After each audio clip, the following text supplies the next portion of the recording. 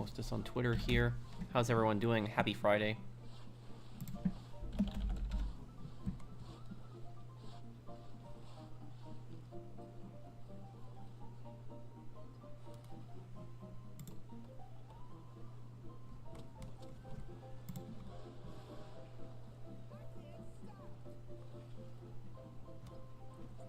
Okay.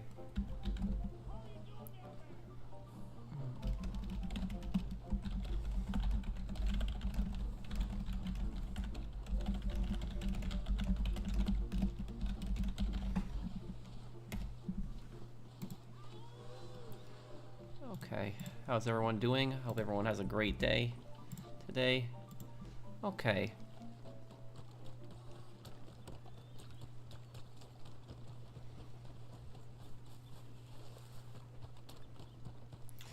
Not really, Kobe. I had a small lizard when I was a kid, but I don't even remember what the name of it was. I had it at a fair. It was in a small cage, but, when I moved, I ended up giving it to my, friend. Hey, everyone.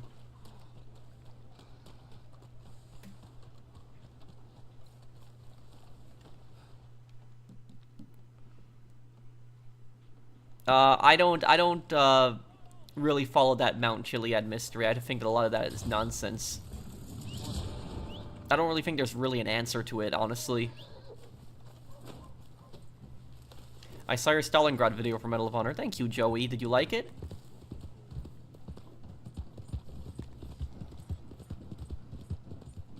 I watched a few, General. Is the next part the hardest part of Medal of Honor European Assault? Yes, the Battle of the Bulge, it is the hardest part, yes.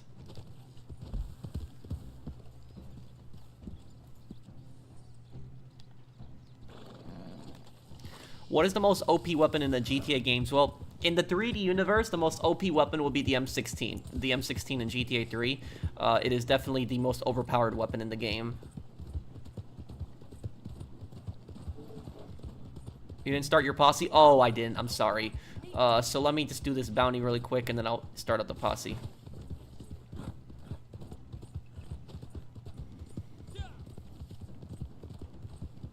History explanation would be very cool and interesting to watch. Thank you.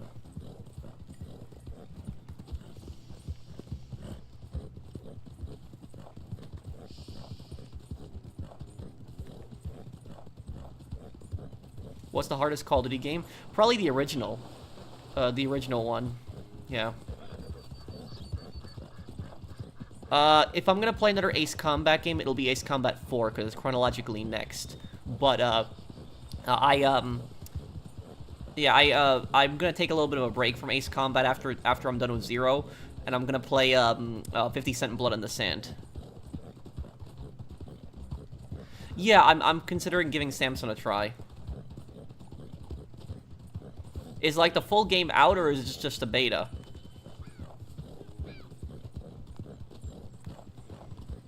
Did I play the original Call of Duty? Yeah. Are you gonna mention the massacre that happened in Battle of the Bulge? Yes. Yes, I'm trying to remember the name of the massacre, but it was a bunch of American POWs that were taken prisoner, and they were murdered by the SS. The SS officer that was actually in charge of that massacre, there was one American who actually ended up escaping, and he hid in a building, and a German flamethrower team burned him to death. But the ironic thing about this is that the commander that was in charge of that, he actually ended up fleeing to France after World War II. He changed his name, and he lived in France, and then somebody burnt his house down and killed him in the house fire. And that's what's so ironic about it, is that he murdered somebody with fire, and then he himself was murdered with fire later on. But it's a pretty messed up thing that happened during the Battle of the Bulge.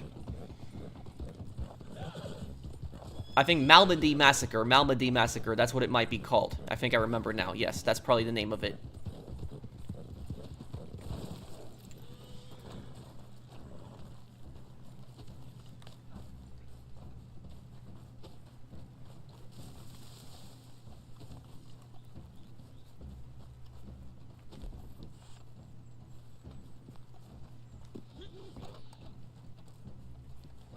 When's the Zero lore video coming out? Before the end of this month.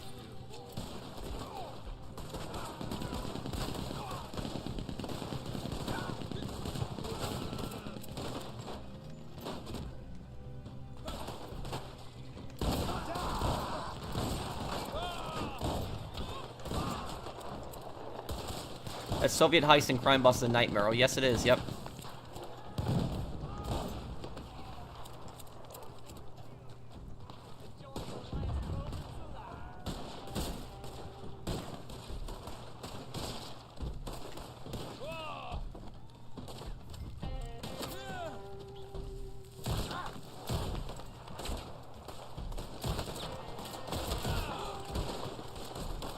I'm gonna die here. Crap.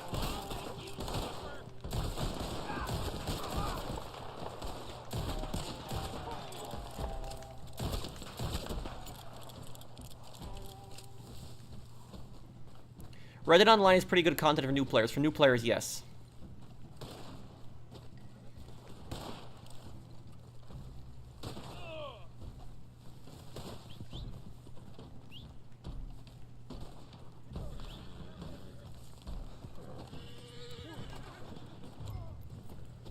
Okay.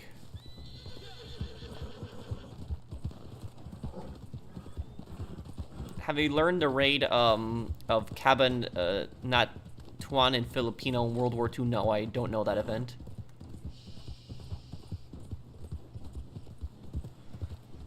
I watched this documentary about the Battle of the Bulge, and is it true? I know it's a documentary of World War II stuff. When Germans disguised as Americans, they fake American accents and they kill American soldiers. It's true to a degree. It's not as true as in World War II movies. In a lot of World War II movies, when you see anything regarding the Battle of the Bulge, you will have like huge squads of like German troops that are pretending to be American soldiers. But that did happen, but not completely. So here's the thing: there was an operation during the Battle of the Bulge where certain German units, what they did was they dressed up in American uniforms, and they had American weapons.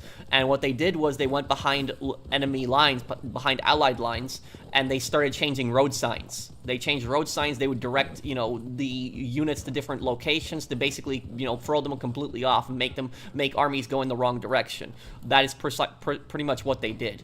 Now, as for the American accents part, there wasn't this conspiracy where they were, doing American accents. I'm sure some faked it, but most of the time it was just to get behind the Allied lines. There was an American general that ended up getting arrested because he didn't know the code phrase, because there was like code phrases that were that American soldiers would use to identify you as like an American. So they didn't know if it was an American or a German. But I can talk more about that when I do the Battle of the Bulge part. I could definitely talk about that.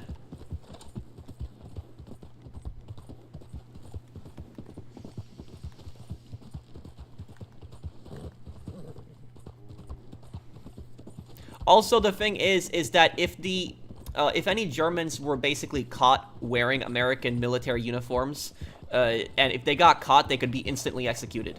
Because the Geneva Convention considers you, if you wear, like, an enemy uniform, like, you pretend to be, like, the other side in warfare, that is considered spying, and that does not protect you from the Geneva Convention, and you could actually be executed for that. What was the worst war crime committed in Western Europe in World War II, Pro? The worst war crime that happened in Western Europe. I'm thinking on that one.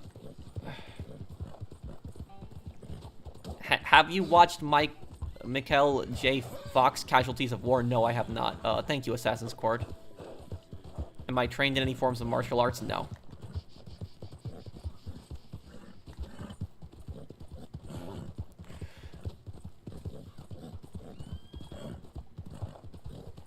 If we are, identifying the worst war crime in Western Europe during World War II would be a little bit challenging. I can name you a few things that are contenders for it. There are, the number one biggest, war crime would be, yeah, I'm just trying to think, because there was a bunch of them. The thing is that when the Nazis had occupied France, the occupation of France, for example, was like very different than the occupation of Poland. where Poland, the occupation was extremely brutal, and there was numerous atrocities happening all the time. In France, their occupation was brutal, but it was not to the same extent that their occupation was in Poland, for example.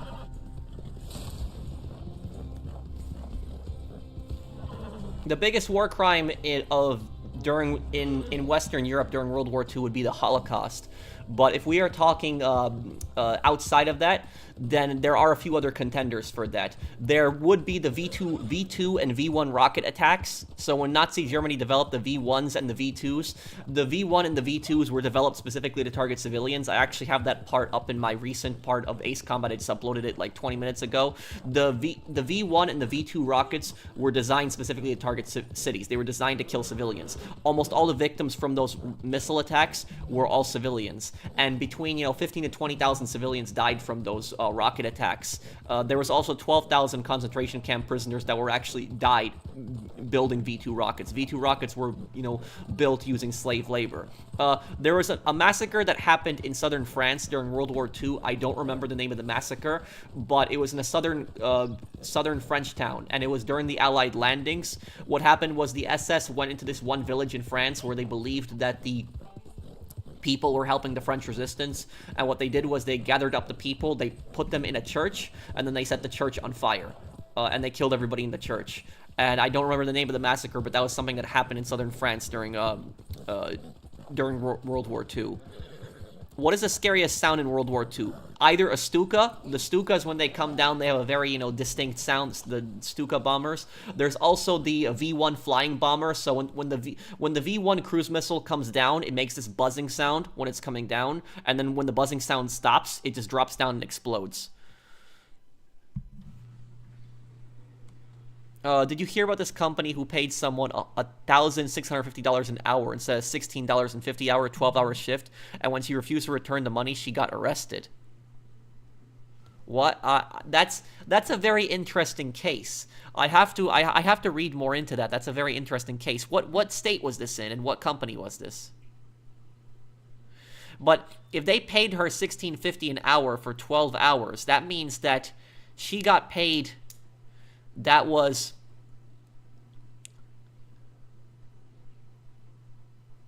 $20,000. Yeah, that's almost $20,000 right there. Yeah, that's...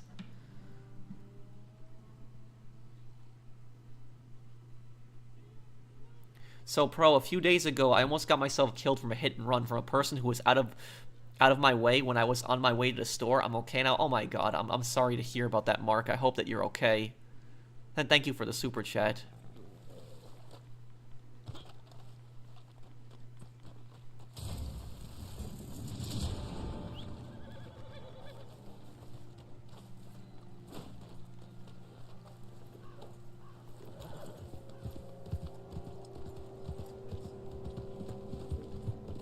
What, stealth in this game, Liskiv?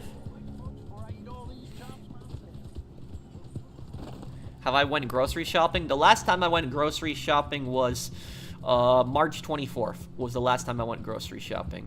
So how I usually do groceries is when I do groceries, I do a really big trip, like a really, really big one, because just so I don't have to come back again for some time. And I buy enough groceries for 3 to 4 weeks. So I buy a lot of food, and for 3 to 4 weeks, and I plan out what I eat, and stuff like that, and that's how I usually do things. What about the Katyusha? You mean the Soviet rockets? Well, that's in Eastern Europe. You mentioned about your phone's silent switch jammed. I know what the problem is. What is it? Oh, Crime City during Soviet base mission. No bricks were used at all. I mean, I guess I could use bricks to lure the guards away.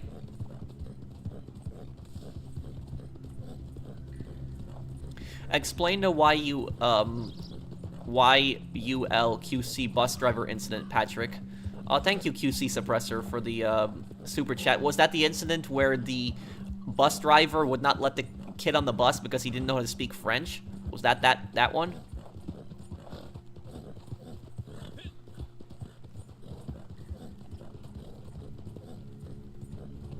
Any Americans live in Ireland? Yeah, of course. There's a lot of Americans live in a lot of different European countries.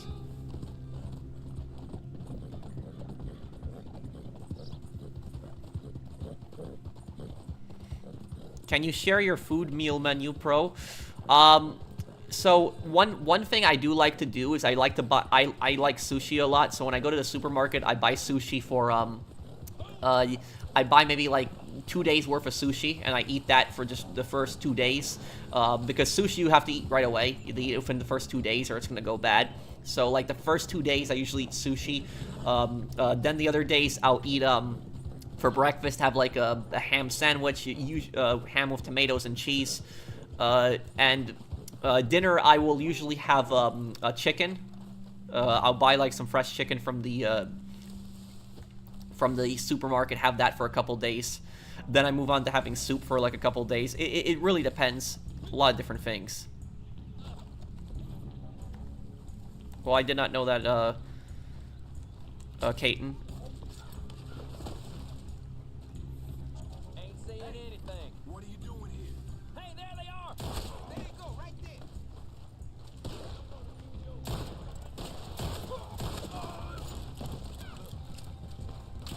Which European country in World War II had the scariest weapons? Nazi Germany.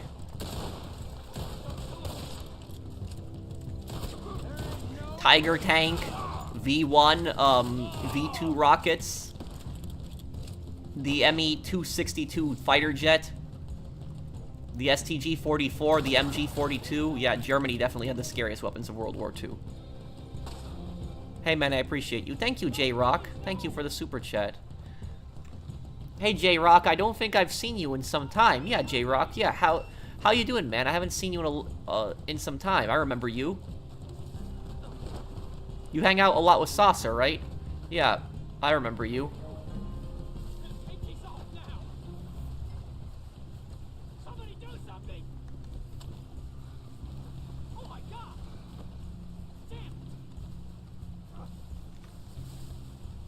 Patrick, a bus almost got hit by a train and left the children crying. The driver left the bus in the tracks and the train was inches away until he moved up. What? What the hell?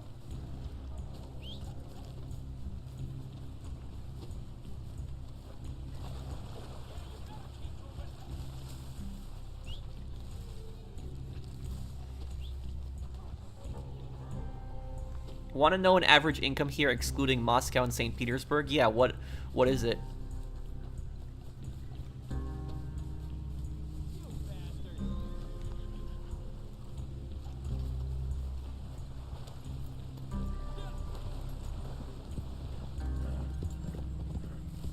Well, whenever I cook any kind of... I'll eat really any kind of chicken. Just the only thing is, I don't really like wings. I know that might sound unpopular, but I don't. I'm not a big fan of wings. The reason is because I don't like food that has bones in it. I don't. So that's that's that. Well, the whole policy is ridiculous, QC Suppressor. Hey, Pro, I took your advice for my trip to Vegas. I booked to go to Battlefield Vegas. Have fun there. Make sure when you go to Battlefield Vegas, you shoot a lot of the old World War II guns, because it is a unique experience. Not a lot of places where you can shoot those. What do you think will happen if birthright citizenship is done away with in the U.S.? Thank you, Random Fist, for the super chat. I don't know if that's gonna get changed. I'm not sure on that. The whole issue of birthright citizenship, I don't want to get into the whole politics of it. It's a bit complicated. Happened in Arkansas, but I can't find the company. Okay. I'll look into it a little later. Do I like boneless wings? Well, any kind of chicken that has without bones, I do like. Anyways, about the 14th Amendment. The 14th Amendment was passed at the end of the American Civil War. It was passed like 2 or 3 years after the American Civil War, because what a lot of southern states tried to do is they tried to do it where a lot of black people, for example, that were former slaves, they would not give them citizenship. So a lot of the southern states would say, for example, oh, you know, there's no slavery now, but they're not citizens. And the U.S. government basically said, no, that's not how it works. And so the 14th Amendment was passed largely so that basically they could say that anyone that's born on American soil gets American citizenship. So that a lot of these southern states, for example, they could not do that. They could not take citizenship away from freed slaves. What was it? There was a Supreme Court case that happened in the 1890s. And the case that happened in the 1890s, I think it was in San Francisco, and it was where there was a Chinese immigrant family, and their child had been born in America, but had not gotten citizenship. And then they took it to the Supreme Court, and they said that the amendment says that anyone that's born on American soil is an American citizen. But the thing about the 14th Amendment is the 14th Amendment applies to, anyone that's born here. But the issue is when you have people that, for example, like tourists that come over. Because I will tell you something, there's a common scam that happens where a lot of tourists from China, and I don't know why specifically China, but it happens a lot from the country of China. Tourists from China will come in to America, and they will be pregnant several weeks in. And they plan on giving birth in America, and they do that on purpose so that their child gets citizenship. And what they do is they go right back to China. They take that child right back to China. That child has American citizenship, and then they raise that child in China. That child has a Chinese accent, grows up in China, has no loyalty whatsoever to America. Then 20 years later, they will send that child to America, and that there's nothing the U.S. government can stop from happening because they're technically a citizen, even though they didn't spend, even 1 year in the country, but because they were born in the country, and then they send them to college in America. And so, like, that person that comes back to, like, America, like, 20 years later, for example, from China, that person is not going to be loyal to the United States.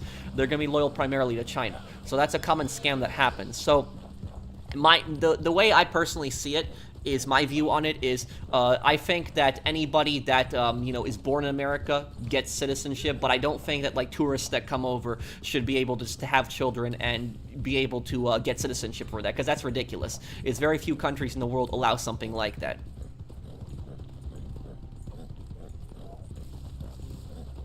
Americans don't know that Native Americans are descended from Asia. Well, yes, but specifically the far eastern parts of Russia, Siberia. A lot of Native Americans, they did come from the far eastern parts of Russia. That's why if you look in the far eastern parts of Russia, like Siberia, you look at how similar they are culturally, for example, to like the Alaskan natives, like the Alaskan Inuits.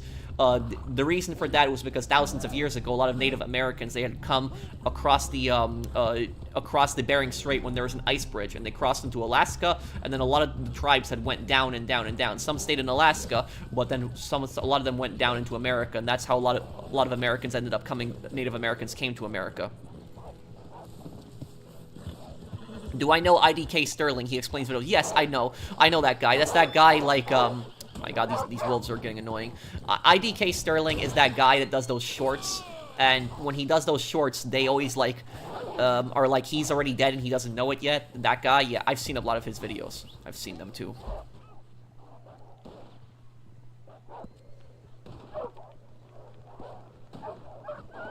So that's why Yakuts resemble native Indians so much. Yes.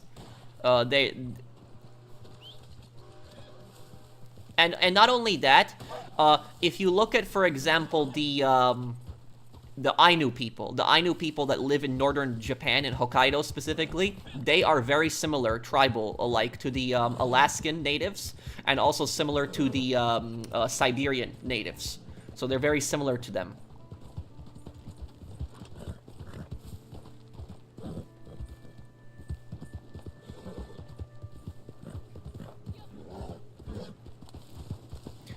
Best option is to have a minimum amount of time, years, that person must live before to give their birth child citizenship. Yeah, that could be. But look, the thing that's gonna, and I don't want to get into the whole political drama on this. I'm answering this because one person asked me earlier. The Supreme Court is not gonna overturn birthright citizenship. That's not gonna happen. What they might do is they might change some things, like they might interpret it a certain way. So birthright citizenship would still exist, but they might make like a decision where they might say, for example, that if a tourist comes in and they have kids, their kids will not get American citizenship. Or they might change it where if somebody comes in illegally, their kids are not going to get citizenship. But regular birthright citizenship, like, you know, for Americans and also for like legal immigrants, that stuff is never going to go away. That stuff is always going to, you know, going to be there. I have a historical question coming up. I'll send a big super chat. Okay. Oh, thank you, Minion Dave. Which American grenade is the best? The Mark II or the M26, 61, or 69? Honestly, Caton, I really don't know. I don't know much about grenades. I don't. I know much more about firearms. Firearms, I could tell you all about them, but grenades, I don't know that much about. I do know that the American pineapple grenade, that they used to be painted yellow, that actually was a thing. They did get painted yellow. That's actually where the name comes from, pineapple grenade. But the reason that they stopped being painted yellow was because in the Pacific, if you're, wearing all green, and then you have, like, this big yellow thing hanging down from your, your uniform, is snipers are gonna be able to spot you. In most regions of Russia, the average income is 300 to 400 USD. Is that monthly? Does Alaska have a lot of oil? Oh, yeah. Definitely. Not more than, like, the Middle East, but still, a lot of oil, yes.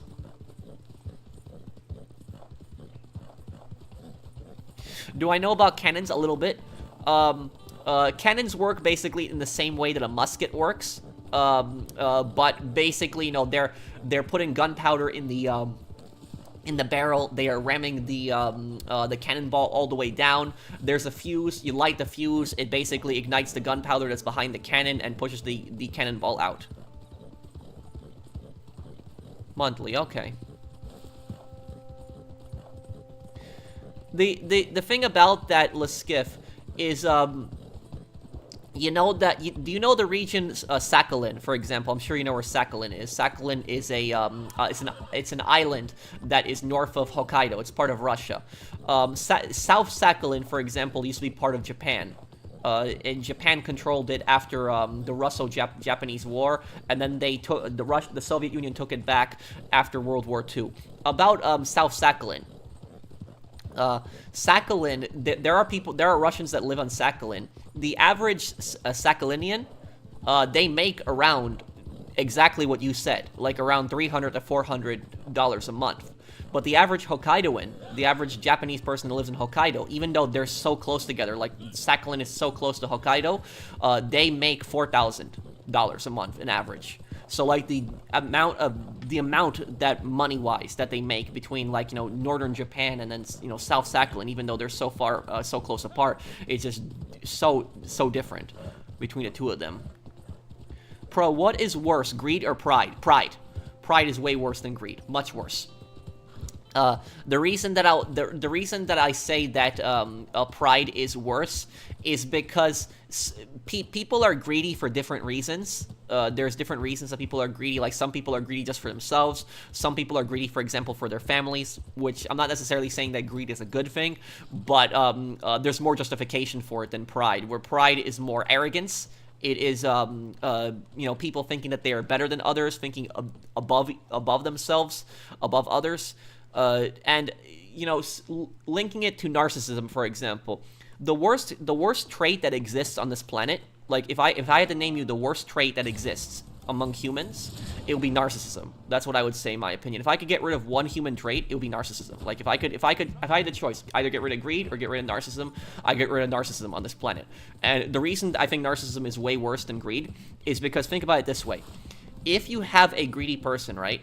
And a greedy person does something stupid with their money, like they make a really stupid decision, that person will at least learn from it because they're greedy. And they'll say, okay, I messed up, I effed up, I made a stupid decision here, I cost myself a bunch of money, this is never going to happen again. However, though, if a narcissist lost their money, a narcissist is never going to admit that they've made a mistake. They will never admit it. It's always going to be somebody else's fault. They're always going to blame somebody else. And so that behavior alone is extremely destructive. It's extremely having a narcissist in charge is one of the worst things that you can have, because it is always going to be somebody else's fault. They will never take responsibility for their actions. They will always blame somebody else.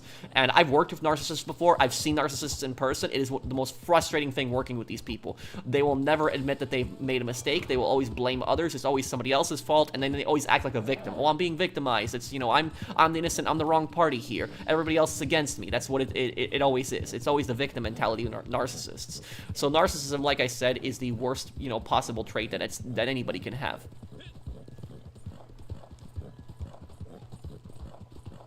Do you own any firearms, bro? Oh yeah, a lot. I probably have like over 20 firearms, close to that amount, like a lot of different ones. Surprisingly, I have no handguns, surprisingly. But I do have, like, a lot of, like, shotguns and rifles. Thank you, Random Fist. Seen the Artemis 2 spaceship launch news? What do you think about it? I think it was cool. You know, I do think it's interesting. It's at least an advancement in technology. It is a great scientific advancement. But I will also say this, that we really don't get much from space exploration. The main purpose of space exploration is to show off to other countries. That's the main purpose. I'm not trying to, you know, argue with you on that, Cube, or like get you down, but like that's the primary reason on why countries do it. They do space exploration primarily to show off to other countries, say, look at how powerful we are, that we can send a person up into space. That's primarily what it is, mostly.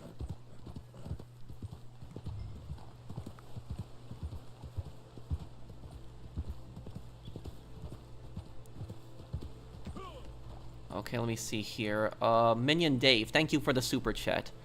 Can you explain the history of Singapore and how Lee Kuan Yew reformed Singapore to become the great economic hub in Asia? Singapore declared independence from Malaysia on August 9th, 1965. Well, thank you, Minion Dave, for the super chat. They didn't really declare independence. They were more forced to. They were forced to accept independence because Malaysia kicked the Singapore out of their country.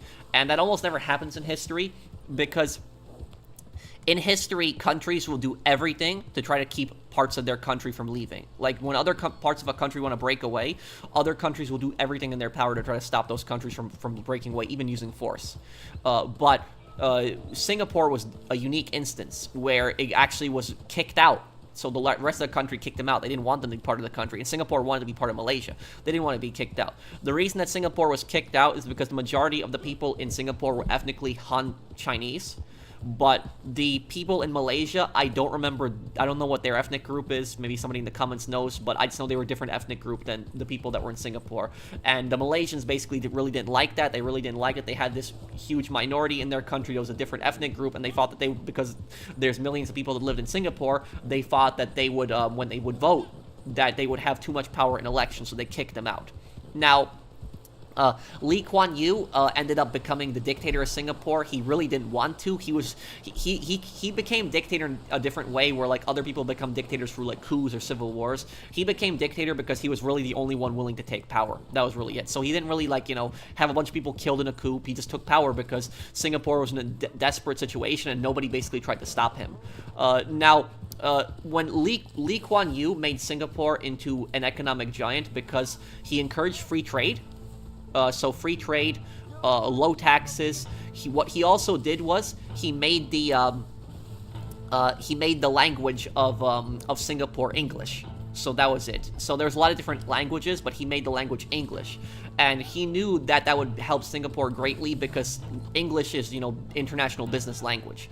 It is the language that almost all businesses use internationally when doing business. So when he made Singapore, you know, English like the main language of Singapore, that helped the country greatly. And because Singapore is a port city also, that helped with trade. And there's a lot of different other policies that he did. What he also did was he was pretty authoritarian in how he stamped out I'm trying to think of how I would, what it would be called. So one thing that Lee Kuan Yew really hated is he hated how people would identify with their minority group a lot of times. Like, Lee Kuan Yew really hated that, and he did not tolerate that. So, like, for example, if people, like, identified culturally with their minority, he really didn't like that. He wanted everybody to identify as Singaporean. So he wanted everybody to be Singaporean. So if you're, you know, Han Chinese, for example, if you're Malaysian, if you're a different nationality, whatever, he wanted everybody to identify as Singaporean. He didn't want people to identify specifically with their minority culture, because he felt that if Singapore did not have a unified culture, that it would just be really bad for the country. So that was, and there's a lot of other things. He cracked down on drugs, I know, too. Like, in Singapore, if you sell drugs, you're gonna get killed. Now, you're not gonna get executed in Singapore for doing drugs, but if you sell drugs, yes, you're gonna get executed for that. That was the thing. So Singapore was a bit authoritarian in a lot of the things that they've done, but they've also raised their living standards. And the average Singaporean does make more money than the average American. That is true. So Singapore did end up becoming an economic giant and became, you know, one of the richest countries in the world.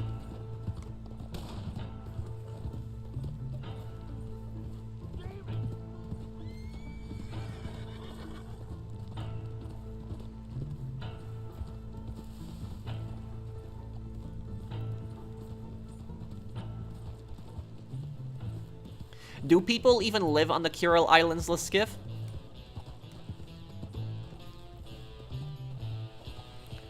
I passed a super chat? Who?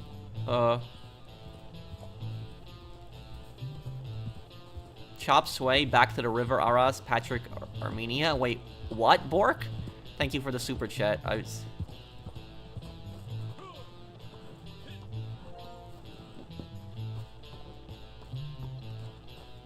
But yeah, a Cube, are you still here in chat?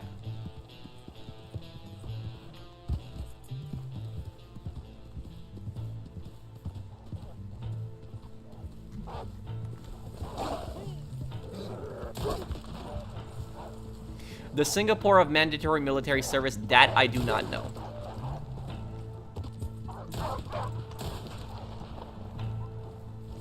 Thoughts on the dictator General Aladdin? That's fictional, but yeah, General Aladdin was based on the dictator of he was based on the dictator of Turkmenistan.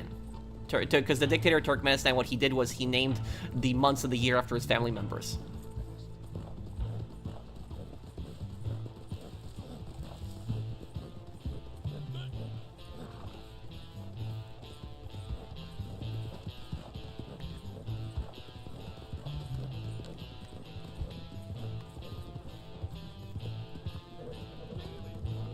Can you name one infamous general who exhibited pride?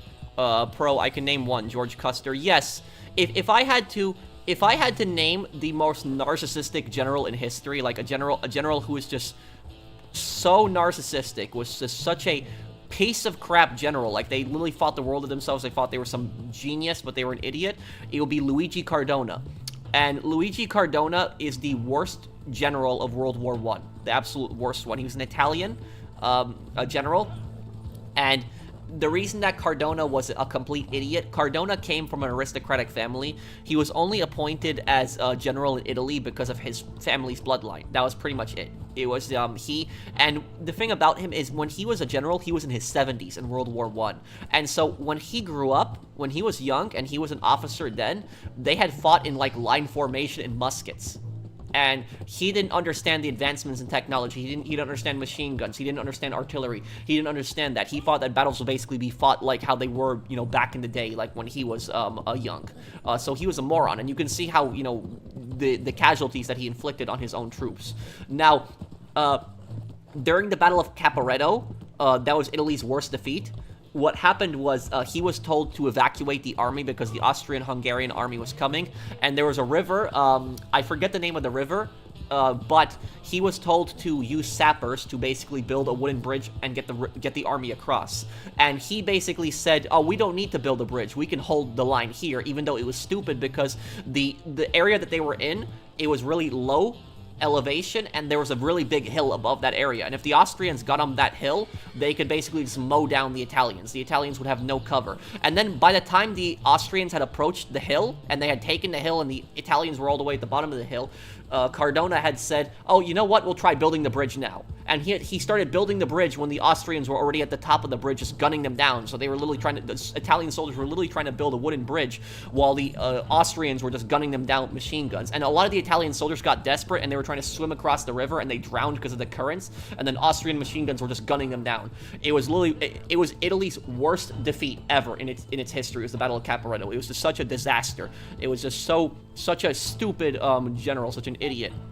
But here's the thing with Cardona. Cardona gets even worse, because what Cardona did was Cardona was obsessed with ancient Rome, and what he did is he tried to apply ancient Roman tactics on a World War I battlefield. So what he did was he did the Roman policy of decimation, where in ancient Rome, what the Romans would do is when the Romans lost the battle, to punish their soldiers for losing a battle, what they would do is a Roman officer would go down the line, have all the soldiers in line formation, and he would go down the line and he would count 1, 2, 3, 4, 5, 6, 7, 8, 9, 10.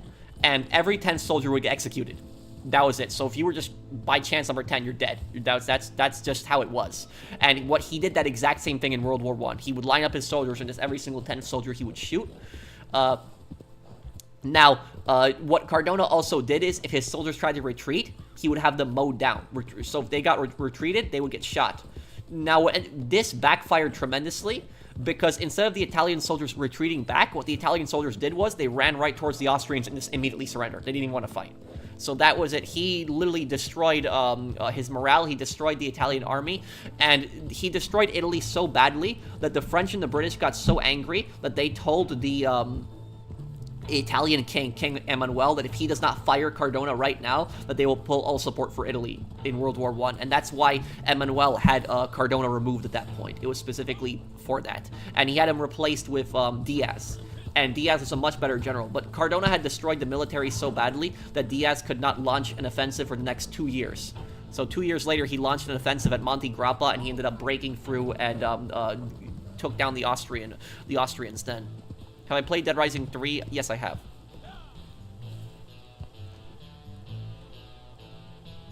Why there's at Mafia 2 50s cars in 40s? I didn't know that there was 50s cars in the 40s. Aaron, thank you for the super chat.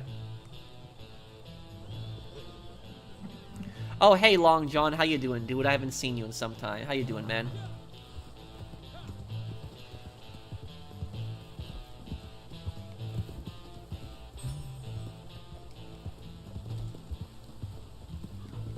Mark Clark, I actually didn't hear about him. You said he got people killed at Monte Cassino. My great-grandpa fought at the Battle of Monte Cassino.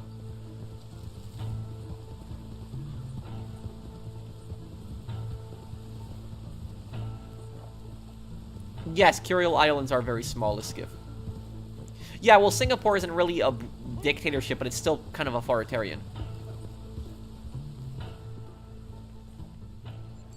There was a kid from Fishers, Indiana, who got arrested from, let's just say it was an Epstein-type situation. What? There's your money. Thank you, Blinded Eagle, for the super chat. Hey, how you doing, Jonathan? Why was German weaponry so superior to what the U.S. had in World War II? Well, it wasn't in all cases. Germany had very advanced weapons like the V1 and the V2 rocket. They had the Tiger tank, the Panther tank. They had, jets. But here's the thing is this is what might make people confused. Just because something is more advanced, like a more advanced weapon, does not necessarily make it better. So just because something is more advanced doesn't necessarily mean it's better. And I'll explain for people that are confused. So, for example, the Panther tank, right? The Panther tank was a great heavy tank. But here's the thing about this. Even though it was very advanced for its time, it was too complicated. It was. It took too long to make. And it had too many parts, and it would break down commonly. Now, the Sherman. If a Sherman went straight up against the Panther, would it be able to take it on? Probably not. Maybe if the Sherman got right behind the Panther, it could destroy it, but frontal assaults, definitely not.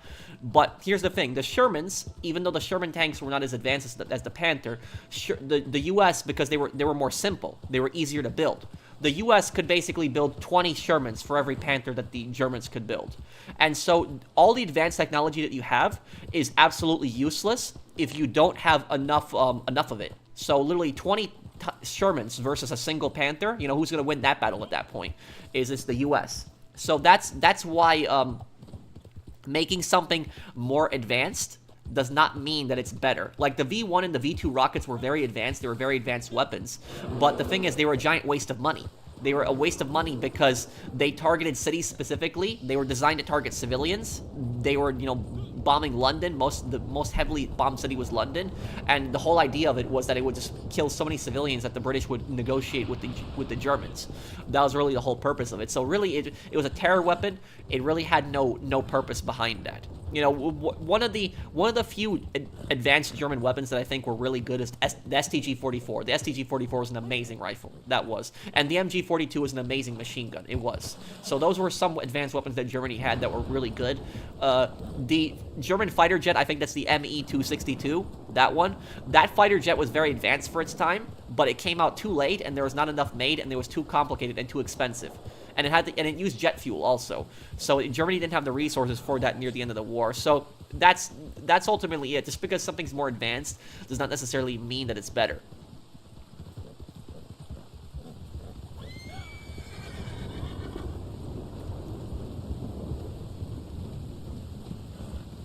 When is the Zero lore video? Later this month. I didn't even know fighter jets existed in World War II. They did. They appeared at the very end of the war. The U.S. developed the fighter jet that they used at the very end of the war, but Germany had a fighter jet since late 1943. It was the Me-262, I think that was the name of it. Did you hear newer cars will have face scanners to unlock the car? What? No, that's a violation of privacy.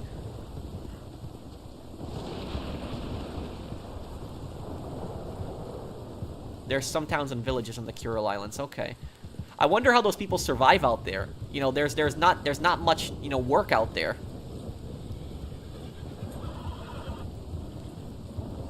Did you hear about the worker in California who set his company's warehouse on fire just because he wasn't getting paid enough? I actually had that recommended in my feed, but I didn't watch the video on it. I know what you're talking about, Mario.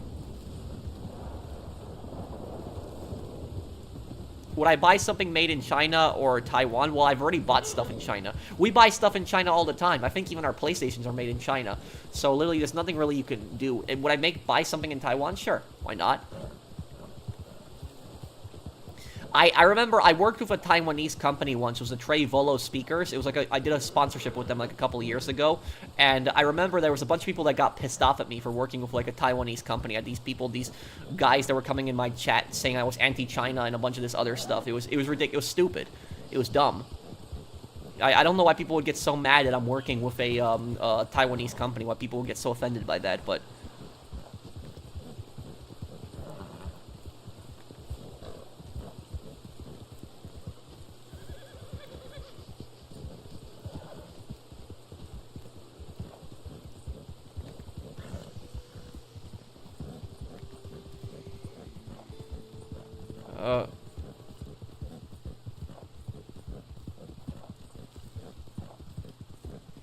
If you ever come to Hawaii, you should check the statue of Kazimierz Kwiatkowski. Well, I can read his name. That's how you say it in Polish. The Polish architect who contributed greatly to the restoration of Hoi An and the imperial city in Hue. I didn't know about that. When did that happen? Do you know about Bronisław Piłsudski, the brother of Józef Piłsudski? He actually lived in northern Japan, and he actually helped preserve the language of the Ainu people. And he translated their language and made it into a dictionary. And he made schools for them as well. There's statues of him all over northern Japan.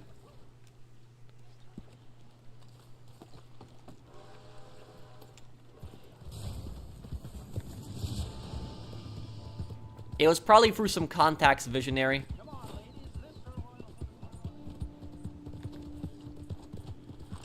Oh, right here. Do I think putting a railgun on a tank is possible? It's possible, but it's too expensive and it's too complicated. It's not gonna happen.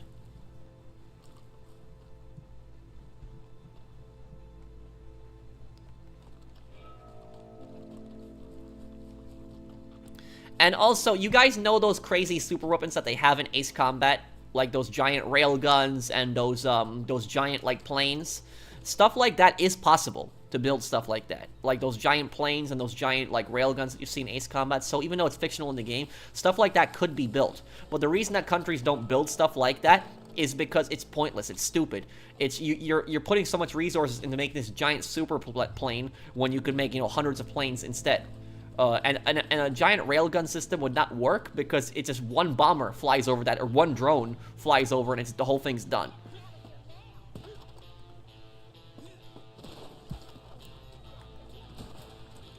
Have you ever noticed how super weapons that used to be super weapons back in the day were military trains? So military trains were crazy super weapons back in the day. Like, they were really armored. They had these giant cannons that could shoot hundreds of miles on them. So trains were really the super weapons back in the day. But have you noticed how after World War II they stopped using those military trains, those big armored trains? They don't really use them anymore today. Now, I know people have uploaded videos of, like, Russia, for example, using armored trains, but here's the thing is those armored trains that Russia uses, they don't use them in Ukraine. They don't use them in combat. Those armored trains are basically just there to transport tanks. They're there to transport tanks and military supplies. They're not meant for combat at all. That was just what Russia uses, you know, to get their tanks around. So when they build their tanks in the factories, they put their tanks in the train, and then they send the trains over. That's what Russia uses. The reason trains are armored is to protect them from drones. That's the whole reason for that. But the reason that countries stopped using trains in combat was because, think about it this way. You spend millions of dollars building this huge, powerful armored train, but then all it takes is this one guy with a crowbar to stop the train just by knocking it off the tracks. So that's why trains stop being used. That's why these super weapons don't work. It's because you're pouring so much money into this giant weapon that could just be taken down so easily.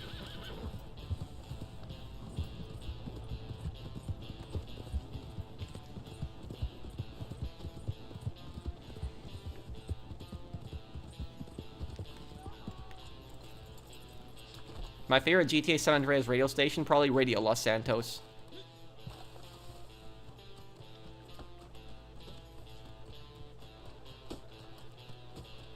No, I did not know that, Minion Dave. No, what is that, W Fan King? Yeah, keep talking faster. Well, I'm talking at the pace that I'm talking at. I'm just used to this. I'm from New York. It's just that's just part of our culture. Is we talk really fast in New York. That's just how we do things.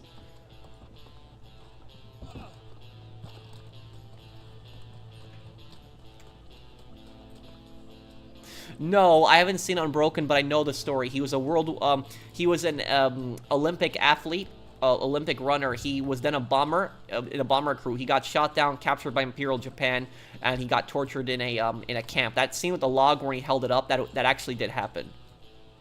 If I was you, I'd have put a bullet in him for sure. There's your piece of silver. Explain to kids pissing you off fake IDs, Patrick. Yeah, so when I used to work in retail, Suppressor, there was dumb kids that would come in trying to buy alcohol all the time using fake IDs. It was really annoying, like really, really annoying. Like usually a few times every week. It was ridiculous.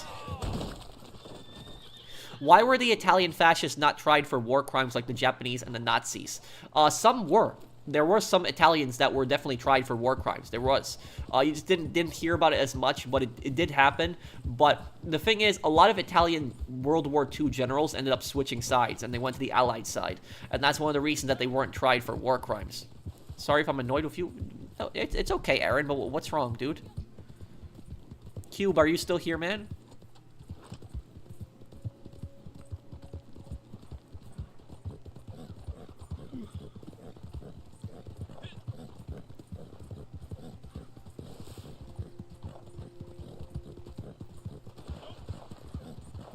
Have you heard of Anzo Annie? It's a German railgun in Aberdeen, Maryland. It's going through restoration. No, I've never heard of it.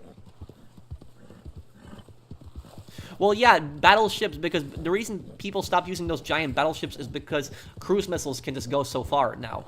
And they can, they can blow up battleships hundreds of miles away.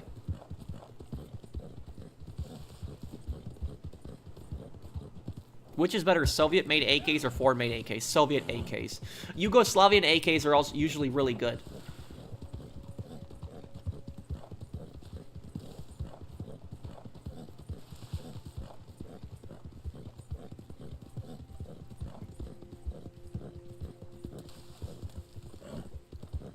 Well, I'm not a fan of monarchies in general, Gunner. I've never liked monarchies.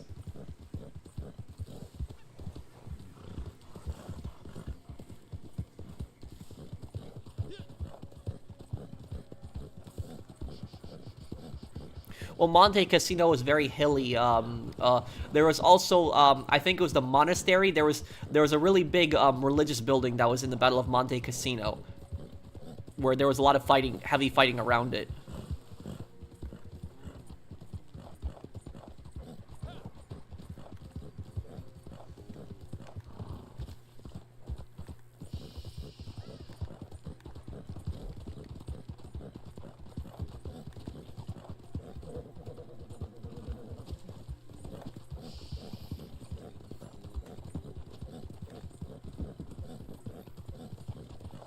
The Chinese AK, yes, Caton.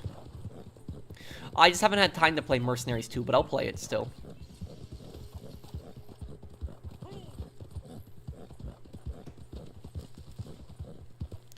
Well, you have to be used to claustrophobic conditions. You have to be used to not seeing sunlight for a long time, too.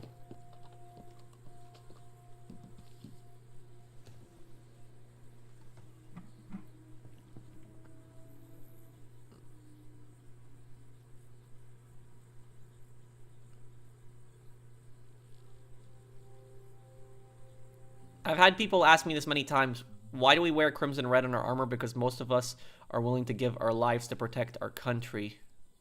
Wait, what specifically there, Phoenix? Thank you for sponsoring my channel for nearly a year, but... did I give up 50 Cent Blood and Sand? No, 50 Cent Blood and Sand will be started at the beginning of this week. So we will start it up soon. Later in the afternoon, Lucio, I'll talk about, my thoughts on GTA 6 Online and what can be done with it. You know what sucks? Being compared to politicians to make decisions that hurt the most. Like, some people think that I, must be, evil like Putin. Well, people are not responsible for their leaders. I don't know why anybody would, would say that. That's stupid. Which country is the best firearms? Well, it all depends. I mean, the Soviet Union made a lot of really good firearms. So did, but I mean, the U.S. is probably the country that probably makes the best firearms all around today. Well, a lot of people in Poland see him as a, Polish revolutionary gunner.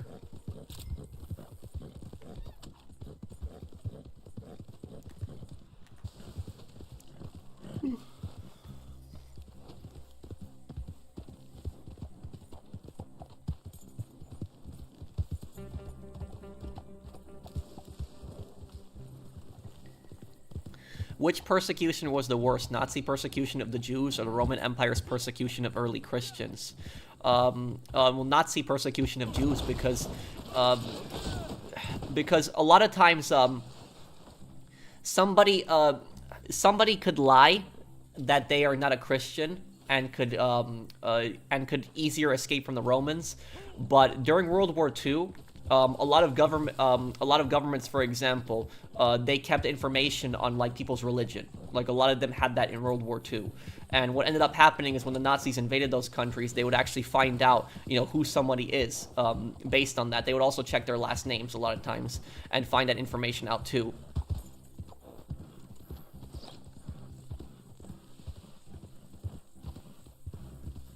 Thank you, Jesus, for the super chat. A collab with Nathaniel Bandy? Who's that? Does Poland have their own version of the Mafia or the Yakuza? Yeah. I mean, there's, they do, but, it's not, it's not powerful. It's not large. British steam trains? I don't know much about those, Aaron. Well, some German weapons are just too complicated also, Rept.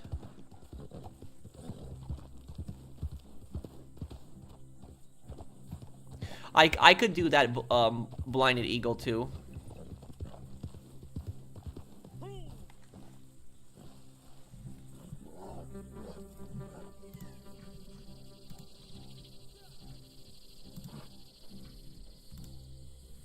Hey Patrick, as a Christian myself, I'll never trust any Catholic priest in real life because these guys are a massive threat to our Christianity. Well, thank you, Isaiah, but there are some priests that have done absolutely disgusting, horrible things, but not every priest at the same time is like that. There are plenty of priests that are decent people. I'm not a very religious person myself. I'm more of an agnostic, but that's what I would say also about that.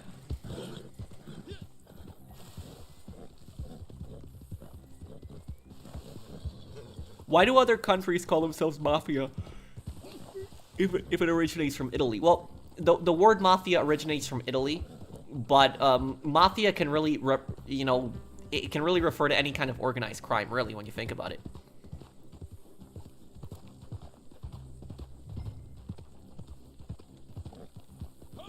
Probably the Galil Caton.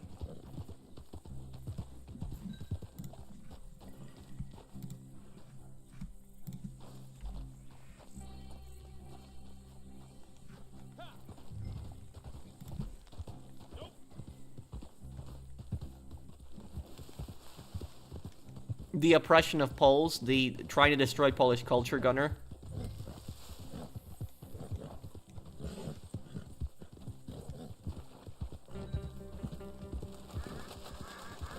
Okay.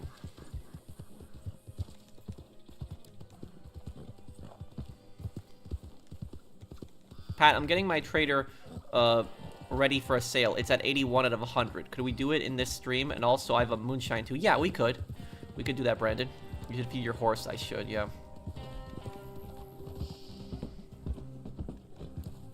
Yeah, we can do it, Brandon. It's not a problem.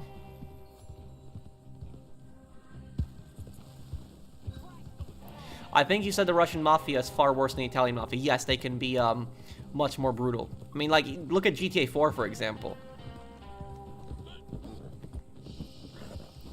What do you mean, Suggesta?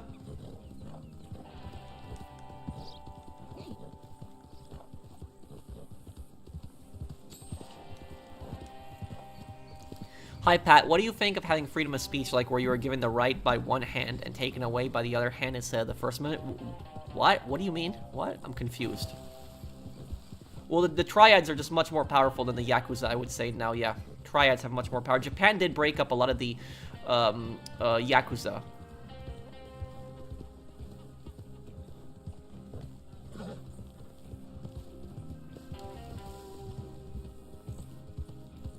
Oh, okay. Thank you, General, for telling me about that. I'll look into that.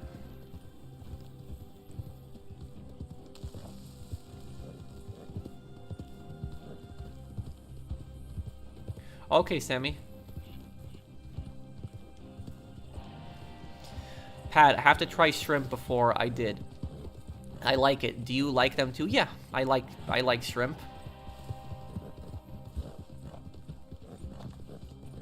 You look cool with the hat. Oh, thank you.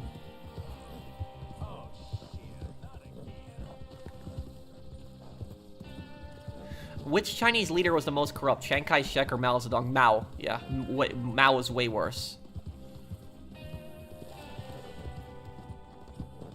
Thank you, Isaiah, for sponsoring the channel. Do I know the Polish MMA fighter Jan Blachowicz? No, I don't.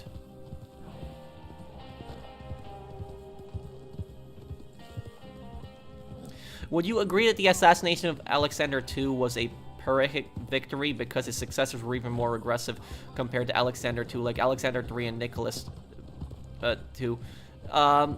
Not really, because the thing is that that showed to the world like what Polish revolutionaries could basically do at that point, that they assassinated the king of Russia. So, like, I'm not a fan of these monarchies at all, and, like, you know, when the Russian king got blown up by a Polish revolutionary, I really don't care, honestly. If he didn't want that to happen, he shouldn't have been oppressing Poland. That's what I'll say about that.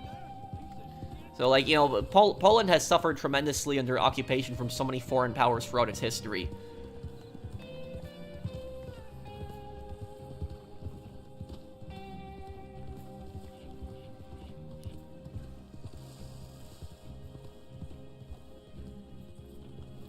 Where citizens have the right to free speech, but government can make laws to curb speech, unlike the U.S., where government can't censor stuff. But what's your question, Taff yet?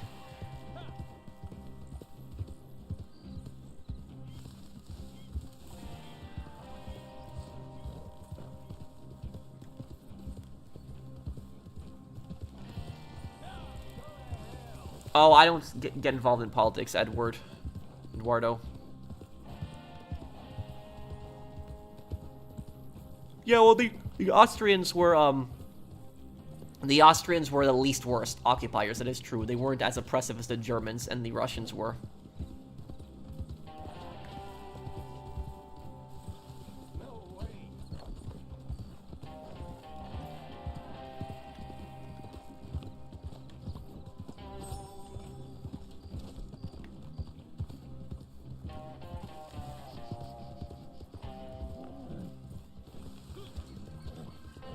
Oh, okay, Phoenix. Absolute free speech or not? Absolute free speech. Here's the thing is, I am a very big free speech absolutist, And I will never support government regulating speech in any way whatsoever. None. Like, I don't think the government should regulate speech at all. Zero on it. Now, what I'll say about this is I even apply it to my chat. Like, most of the time, when people come into my chat, I don't even ban them for talking crap to me. So people can come into my chat and talk crap to me, and I'm not going to ban them. I usually just ban people when they're posting a scam or if they're being racist, but if they're talking crap to me, usually for the most part, I don't ban people. Like, you had that idiot in the chat earlier today, where he was like, he had like his name Pros and Narcissist or whatever, and he was like in the chat for like 30 minutes or so, and I didn't even ban him, even though I saw most of his comments. So that was it. I think one of my moderators might have timed him out earlier, but I really don't, don't ban people or remove people for that, because even when they're talking crap to me, because I'm a very big free speech guy. Now, when it comes to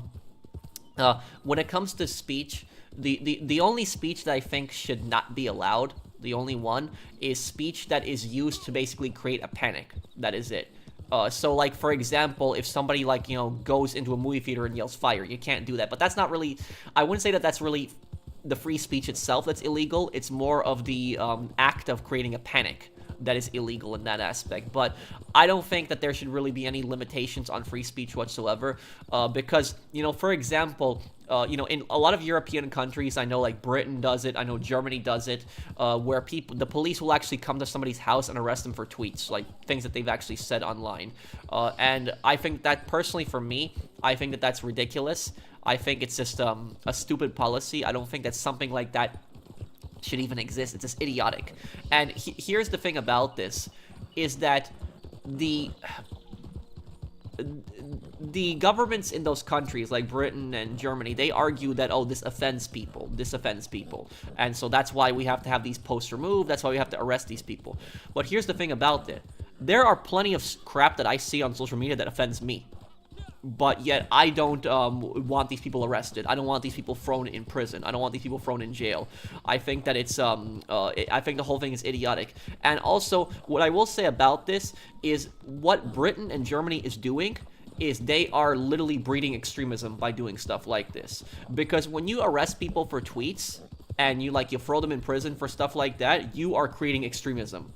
Because what's going to happen is somebody might have, like, for example, made, like, some dumb tweet or something like that, and then the police come to their house and arrest them. What's going to end up happening to that person, do you think that person is going to change their views? Like, do you think that that person is going to be like, oh, I'm not going to be racist anymore because I got arrested for tweets? Like, do you think that that person is really going to change their view just because they got arrested for it? No, what's going to happen is that person is going to get even more pissed off and is going to get even more angry at the government, and then what's going to happen is you're going to put that person in prison, and that person is going to be in prison with other people who have other extreme views, and then when these people come out of prison, they're going to be like neo-Nazis, and they're going to be like even more dangerous.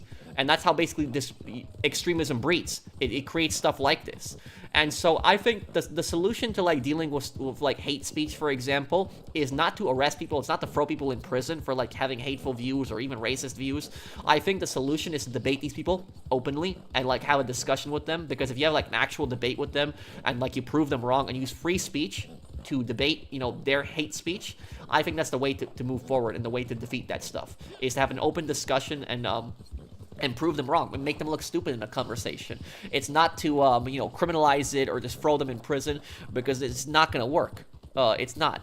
They stopped doing it in the UK. Well, I heard a little bit about that. I don't know if that's entirely true, but the UK has done it. The only reason I think the UK might not be doing it anymore is because the elections are coming up, and that might be why the UK stopped doing it, because the government is so unpopular in the UK right now. But that is that's basically what I think. I think it should be debated openly, and I think that's the way to move forward. It's not to arrest people for tweets. I think the whole thing is just stupid and idiotic. It is just dumb. There was this guy. I will tell you something. There was this black guy. I forget his last name, but I know his first name is Daryl something. But about him is what this black guy did is he befriended the leader of the Ku Klux Klan. Like, he actually became friends with the leader of the Ku Klux Klan, like, if you believe that. I know that sounds ridiculous, like a black man becoming friends with him, but he actually did do that. Because what he did was he wanted to interview the leader of the Ku Klux Klan, and the leader of the Ku Klux Klan agreed to an interview with him, and he sat down with him, they had an interview, they had a discussion about a bunch of stuff, and what he found out is when he ended up interviewing like a lot of these Ku Klux Klan guys, and what he found out when he interviewed these guys and he talked to these guys, a lot of these Ku Klux Klan guys, these guys grew up in a very dysfunctional household. Like, they grew up in a very, very bad household. Like, their parents were abusive, or they had no parents, and a lot of these guys that grew up, they didn't have any friends, they didn't have any close family members, they didn't have anybody that was helping them out, and that's how basically a lot of these guys fell into extremism. It's because they grew up in a bad household, they had like an abusive parent, or they had no parent, they had no friends growing up, and that's basically how people fall into this extremism. It's the same thing with the far right and the far left. It's the same thing. Who are the people that are the far left and the far right? It's always young people. Who are the communists? Young people in their 20s. Who are the neo-Nazis? Young people in their 20s. It's almost always young people. The reason that young people are these extremists a lot of times is because it's the same thing. It's they don't have any friends growing up, they don't have any parents growing up, or their parents are abusive, or they aren't there for them. A lot of stuff is going on in their lives, and what ends up happening is these people go on the internet, and then they find like these neo-Nazis, they find these communist groups, and then they get attached to that, and then they get brainwashed and sucked into that, and that's basically what ends up happening. So when it comes to the Daryl, what Daryl ended up doing is whenever Daryl was talking to these Ku Klux Klan guys, because again, this is a black guy that interviewed Ku Klux Klan members, how he basically convinced them to stop is instead of like, you know, calling them horrible people, instead of calling them like evil people, he had just had a simple conversation with them, and he would just ask them like, you know, why do you hate me? Like, you know, I haven't done anything to you. I haven't, you know, ever said anything bad about you. I have never insulted you. I've never, you know, you don't even know me. And basically what he would constantly say to them is he would say, how can you hate somebody that you don't even know? Like, that's what he would constantly say to them. And whenever he got into a discussion with them, like, they had no answer to that. They didn't. Because a lot of times these guys, like these Ku Klux Klan guys, these guys rely a lot of times on aggression because they're trying to provoke people. They're constantly trying to get an angry reaction, and they're constantly trying to provoke people. And no matter how hard they tried to provoke him, it would not work. So even though they would say all these racist, horrible things to him, he would never get provoked by that. He would never get angry. He would never show any kind of anger or aggression towards that. He would just ask them questions like, you know, why do you say these things to me? And eventually, when they realized that he was just friendly towards them, no matter the stuff that they were saying, it changed a lot of their viewpoints. And the leader of the Ku Klux Klan ended up leaving the organization because of that. So because of him, the guy ended up actually leaving the group. He did, because of that. So imagine he convinced the leader of the Ku Klux Klan to stop being a racist because he had a simple discussion with them. And so that's I think is the solution. I think that's the solution to deal with like racism and to deal with hate speech, is to have like a simple debate, talk to these people, try to, you know, explain to them like why they're wrong and stuff like that, but like not in an aggressive way, not in like a threatening way, but don't arrest them, don't throw them in prison, because if you throw somebody in prison for racism, it's not going to change their views. They're going to become more radicalized in prison, and it's going to get worse. So that's it. So that guy, Daryl Davis, that's his name. So his strategy works. His strategy works because he has convinced hundreds of members of the Ku Klux Klan to leave, hundreds, and they have given him his robes every time that they have left. So that is the solution. That is basically how you deal with racism. Is, you know, you sit down, you talk to these people, and you basically prove them wrong and stuff like that. And like I said, I'm not defending these guys. But the only thing that I'm saying about this is that the reason a lot of these guys fell into extremism, this is what people don't understand, is because a lot of these guys that are like these racists in these groups, a lot of these guys had really messed up childhoods, like really abusive childhoods. They had some really bad things happen to them when they were kids, and growing up, you know, they fell into these groups, and you know, they got brainwashed by a lot of this crap, and that's how it happens. It doesn't excuse their racism, obviously, but what a lot of people don't understand is they don't understand that a lot of times these guys, when they were growing up, they had gone through some pretty bad things, and if they had like a friend out there, if they had like a family member that was like there for them when they needed them, maybe they would not have turned out the way that they did. And it's the same thing for criminals. A lot of criminals, it's the same thing. It's that a lot of criminals, they had abusive childhoods, and they didn't have a parent, or their parent was abusing them. They didn't have friends growing up, and they ended up becoming the person they ended up becoming because of that. So you think, you know, is that if you reach out to these people when they're younger, because like when you have somebody that's like young, and they're falling into that extremism, like they're falling into that like that communist or that neo-Nazi extremism, when you have like a young person, you can probably save them. You can probably get them to change their views. Like, you know, you can get them to turn their life around. But if you have somebody that is like in their, you know, 40s probably, and they have like those neo-Nazi or those communist views, like you're probably never going to change them. You probably never are. They're just too brainwashed into that ideology. They will never change no matter what. So that's That's ultimately about that. And you missed some super chats. Yeah, I know. I was just explaining a few things. I'll see you, Phoenix. Take care, man.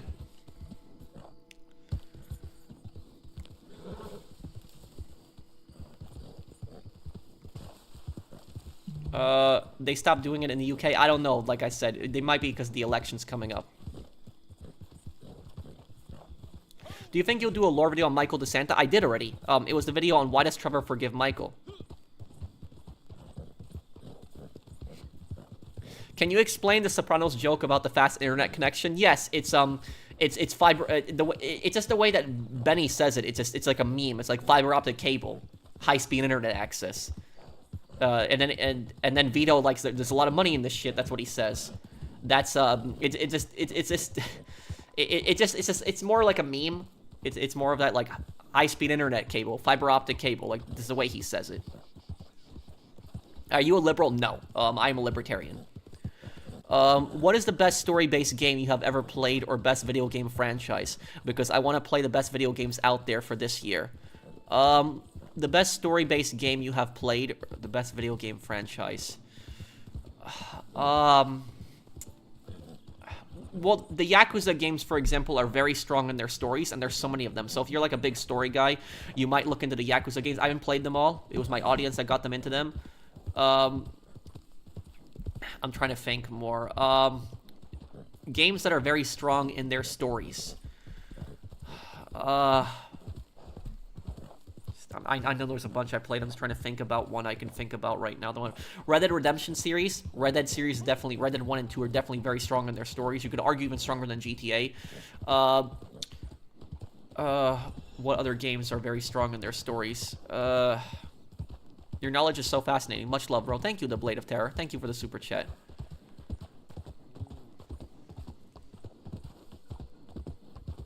What do you say to people coming to America who are afraid of the gun shootings they hear on the news? Well, I would say this to them. This is what I would say to them.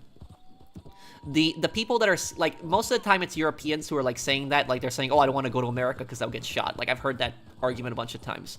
What I would say back to them is I would say, oh, I don't want to go to Europe because I'll get stabbed. That's basically, and no, I don't believe that. I don't believe that if I go to Europe, I'll get stabbed. But that's the exact same logic that you could use to them. And when you say that to them, they get really mad. It's like, what are you talking about? You're not going to get stabbed in Europe. Well, I would say the exact same thing. Like, what are you talking about? You're not going to get shot in America. Like, literally, I will tell you, like people are just so, like, I don't know why people are just so scared of guns in America. They're so scared of coming to America. They're so scared of getting shot. I will tell you, I have never in my life, I am 31 years old, I have never once in my life heard a gunshot outside of hunting and outside of a shooting range. I have never heard that.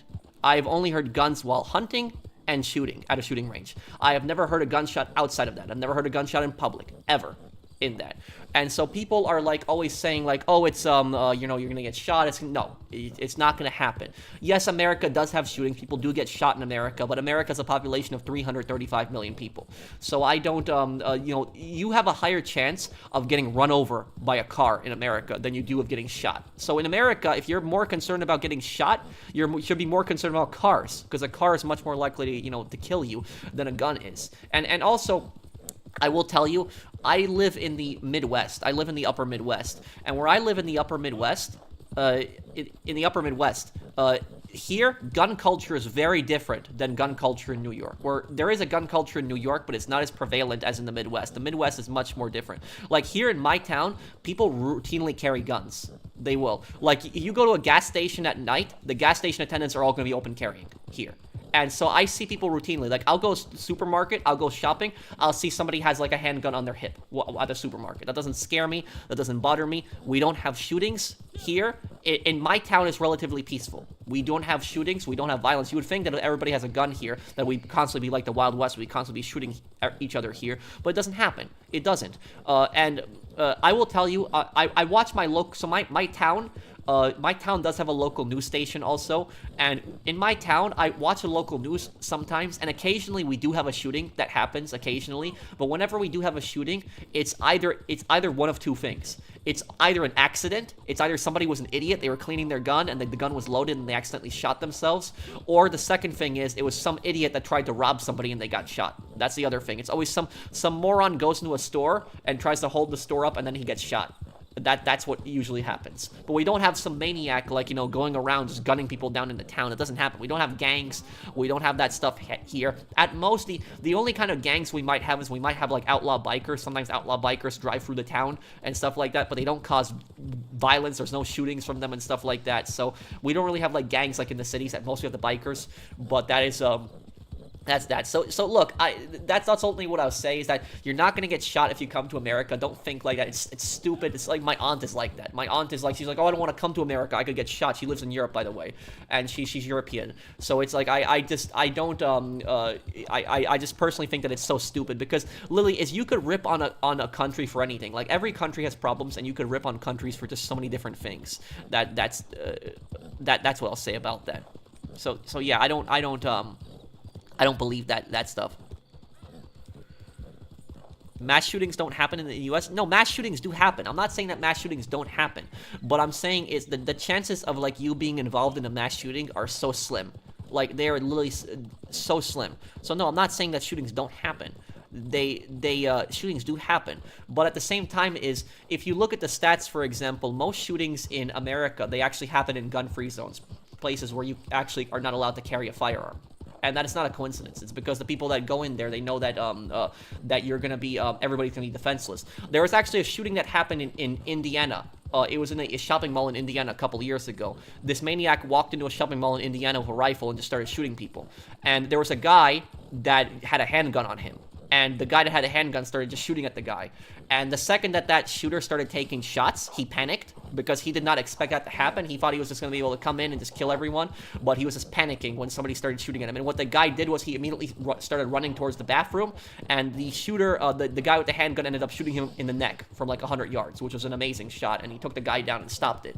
But here's the thing. Later on, it was found out that shopping mall was a gun-free zone, and that guy who had the handgun brought that in illegally. So how a gun-free zone works, if you have a handgun and like you bring it into a gun-free zone, in most cases, you're not going to get arrested, but you would just be told to leave. And if you don't leave, you're going to get arrested for trespass at that point because you're violating the gun-free, the gun-free zone policy. But if that guy didn't have the handgun there, that situation could have been turned much worse. So that's what I'll say is that a lot of shootings also happen in gun-free zones. But and I know I'm talking a lot on this point, but there's just more for me to say. When you look at like the United States, for example, like statistics are heavily manipulated, and they can be manipulated in a lot of different ways. So what people don't know is that governments and media can manipulate statistics to make you think a certain way. They do it all the time. So when it comes to, for example, like shootings and gun deaths in America, what will usually happen is you will have the media that will say, oh, there's 40,000 gun deaths every year in America. Like the media will do that. I know a lot of people have probably seen that stat where they say 40,000 gun deaths every year. Now that 40,000 gun deaths is true, but what they aren't telling you, and this is how they manipulate the statistics, is they aren't telling you that 60% of those 40,000 gun deaths are suicides, people killing themselves.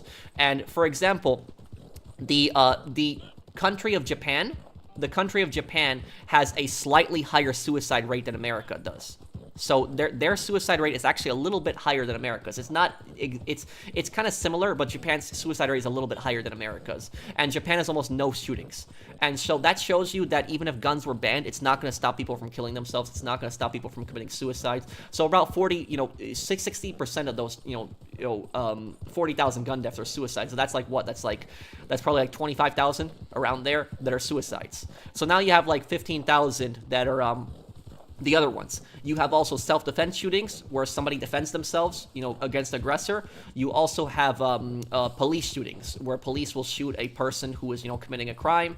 And then you will also have accidents. And then you also, at the end of the day, you have the murders, the gun murders. The gun murders are somewhere around 8 to 10,000. So when you break it down, the actual number is like around 8 to 10,000 murders. But I will tell you, don't you think that it's misleading, it's misinformation when you have when you have suicides including in gun violence, because a suicide is not gun violence. I mean, do you guys think a suicide is gun violence? I really don't think it is. Violence requires at minimum 2 people to be present. The only time that a suicide becomes violence is if somebody kills somebody and then kills themselves, then it's a murder-suicide.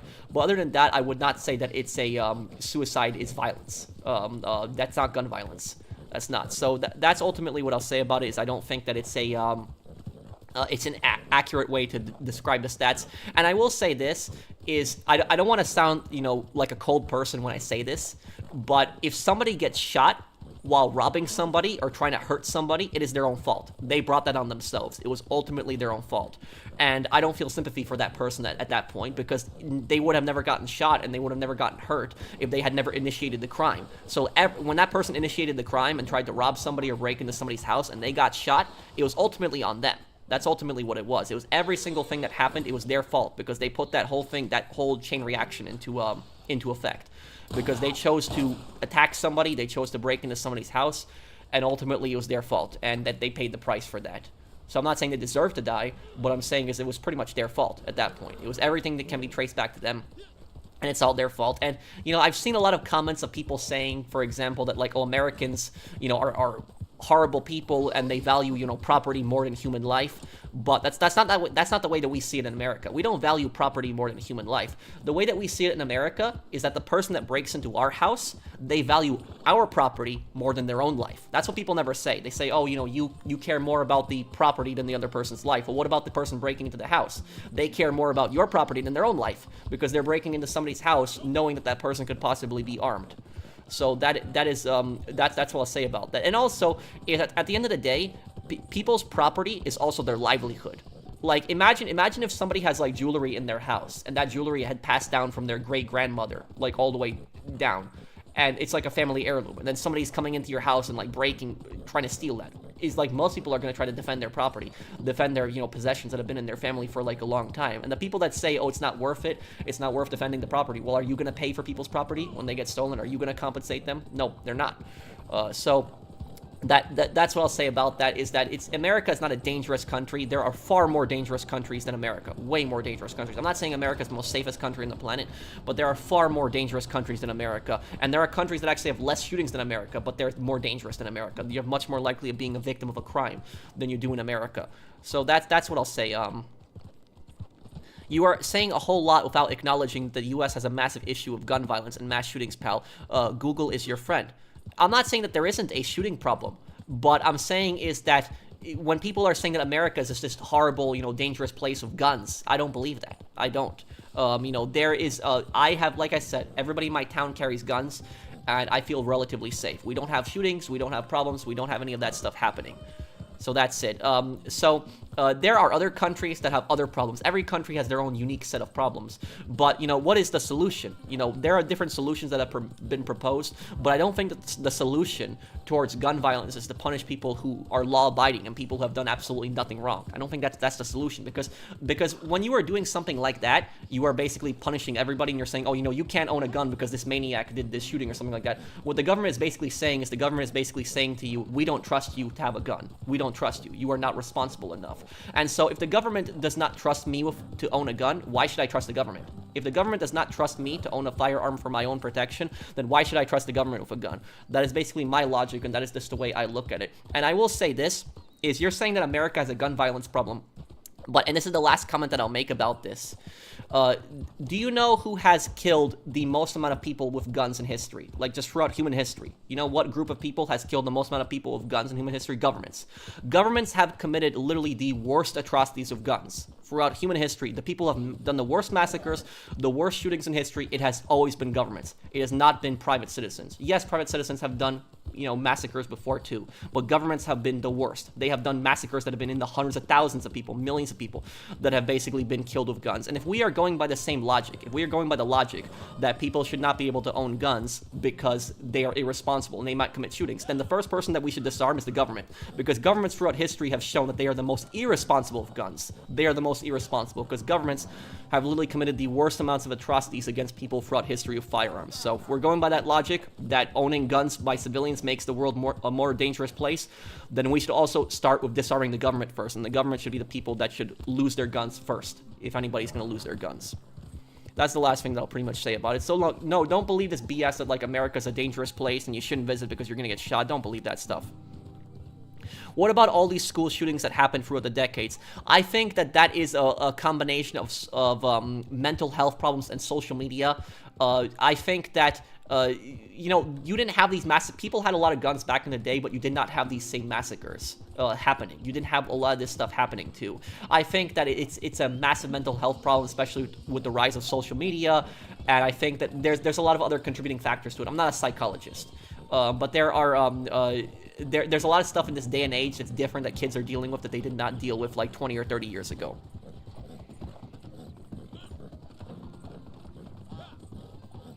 Citizens and governments are not the same. You think civilians should be able to own tanks? Civilians can own tanks in America. They can. You can own a tank in America. I bet you didn't know that, but you can. And I don't have a problem with that either. So yes, civilians can own tanks in America. Communist governments, to be specific. Not necessarily just communist governments. Communists, monarchists, fascists, literally is so many different governments throughout history have just committed atrocities. So, like, I don't understand this logic on why whenever there's a shooting, why do all the gun owners get blamed for a shooting whenever a shooting happens, but whenever the governments do atrocities, governments don't get blamed for it. Can you explain the Soviet-Afghan war? That happened in 1979. It was the Soviet Union had assassinated the president of Afghanistan, and they replaced him with a more pro-Soviet leader, and they were trying to help the communist government of Afghanistan against the Mujahideen, which were radical Islamists that were trying to take over the country.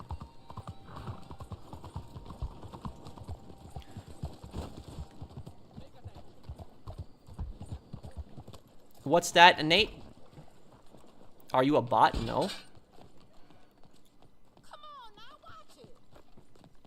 Yeah, I'll help you in a moment here, Brandon. Do you do history videos? Yes, all my shorts.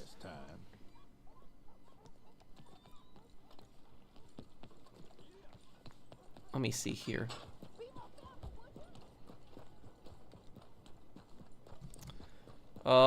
Thank you, Jolly. But the Soviets got trapped in Afghanistan for a long time. And thank you, Brandon, for the super chat, too.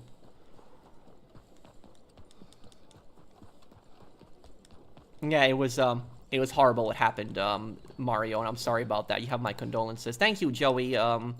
Thank you, Joey, for sponsoring the channel. Thank you, man.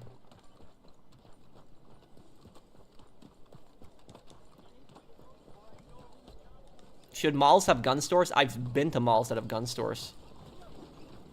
There's malls that have gun stores. I'm gonna help Brandon with his sale in a little bit. Just waiting for it to... Ready? You're a narcissist? No, I'm not. Next current events video? I don't know. I'll think of something when I get a video to put up. Yes, they did, Jolly.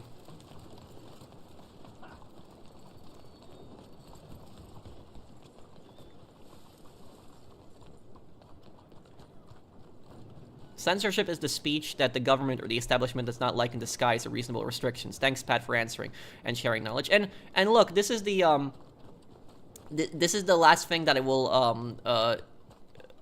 the last thing that I'll say about this is that 10 years ago, like 10 years ago, when like Americans like 10 years ago were saying, for example, that that if you if people get disarmed, for example, that the government is going to become more authoritarian and it's going to start criminalizing your speech and people are going to get arrested for speech. When Americans were saying that 10 years ago, they were called paranoid constantly. Like, they would be called paranoid by, like, Europeans. It happened all the time. But, and I remember people, like, 10 years ago, people were saying, it's never going to happen. You know, speech will never be regulated in Europe. It's not going to happen, and it's happening now. It is that exact thing that people said was going to happen 10 years ago ended up happening, where people now are now getting arrested for tweets. Yhan is leaving. Oh, I'll see you, Yhan. Take care, man.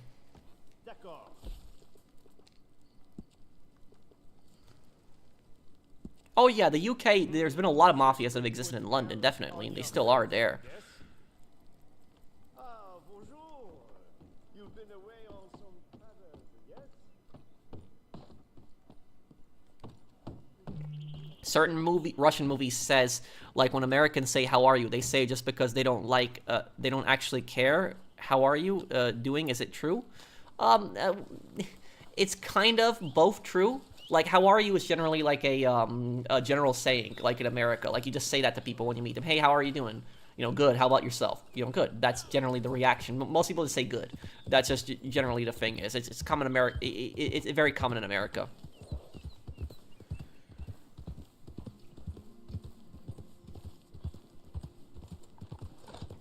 The funniest part is that you think ordinary civilians actually stand a chance against the U.S. military. Like, you would be able to fight the U.S. military for your little guns. I'm not saying people should fight the U.S. military, but I'm saying is that, you know, like, for example, the Second Amendment, the whole purpose of that is to protect from a tyrannical government. But here's the thing is, how did the U.S. lose in, you know, the Vietnam War, for example? There are plenty of situations where, like, if for example, let's just say that the United States invaded like any country in the world, right? And that country, half of the households in that country have a bolt-action rifle, just a bolt-action rifle. Do you know how much chaos that alone would cause? Like, just 50% of the population owning bolt-action rifles. So I think you kind of underestimate exactly like what an armed populace could do. Now, yes, they're not going to be able to like shoot an armed resistance would not be able to shoot down like jets or, you know, blow up tanks. I will concede that to you. But like an armed resistance, like a civilian resistance, could do tremendous damage to any occupation force, whether that's Russia, China, America, anything. They could do tremendous amounts of damage. And also when people say that, oh, you know, you shouldn't own guns because you don't have a chance against the United States government or, you know, stuff like that, if the government goes tyrannical. What they're basically saying to you is they're saying, oh, you should just give up and accept it. If the government is tyrannical, you should just give up and accept it. You know, you should just give up your guns just so that the government can basically control everything. That's ultimately what they're saying. So, like, the thing is, having a gun is better than having no gun when you need it. So that's it. So if there's, like, some crazy tyrannical government out there, right, that's, like, oppressing us, I'd rather have a gun to at least have a fighting chance than have nothing whatsoever. That's basically what I'll say about that.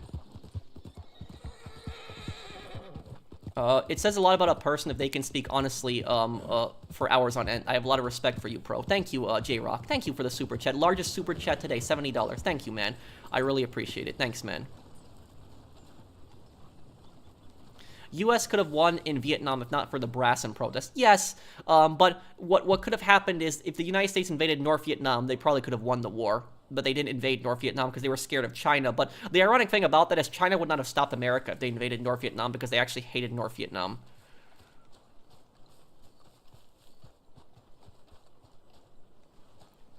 Egypt was overthrown with less than 5% of the population. Yes, that happened with Mubarak. He was a dictator of Egypt in 2011. I remember that. Thank you, J-Rock, for the super chat, and thank you, Miku. Thank you, 802 Club. Thank you for sponsoring the channel. Thanks, dude.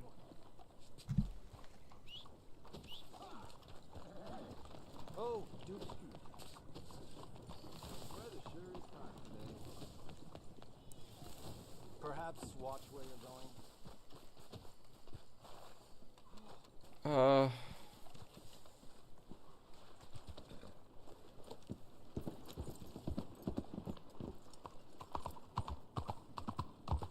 Do you agree that the armed forces are for a government's interest, not people's?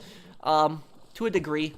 What I think the purpose of military for me is to protect the borders of the country.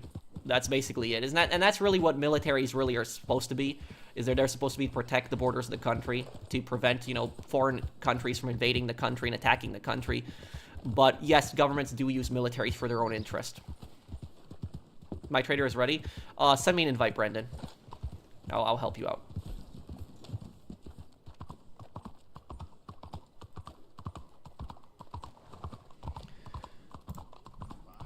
Look here.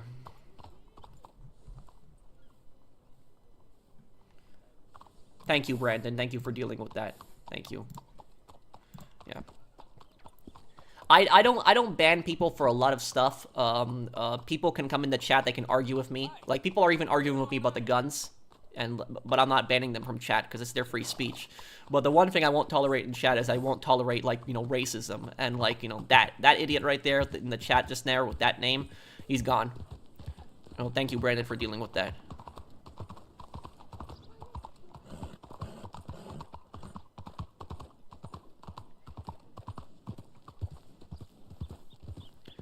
Brandon, hold on. Let me fast travel to your camp.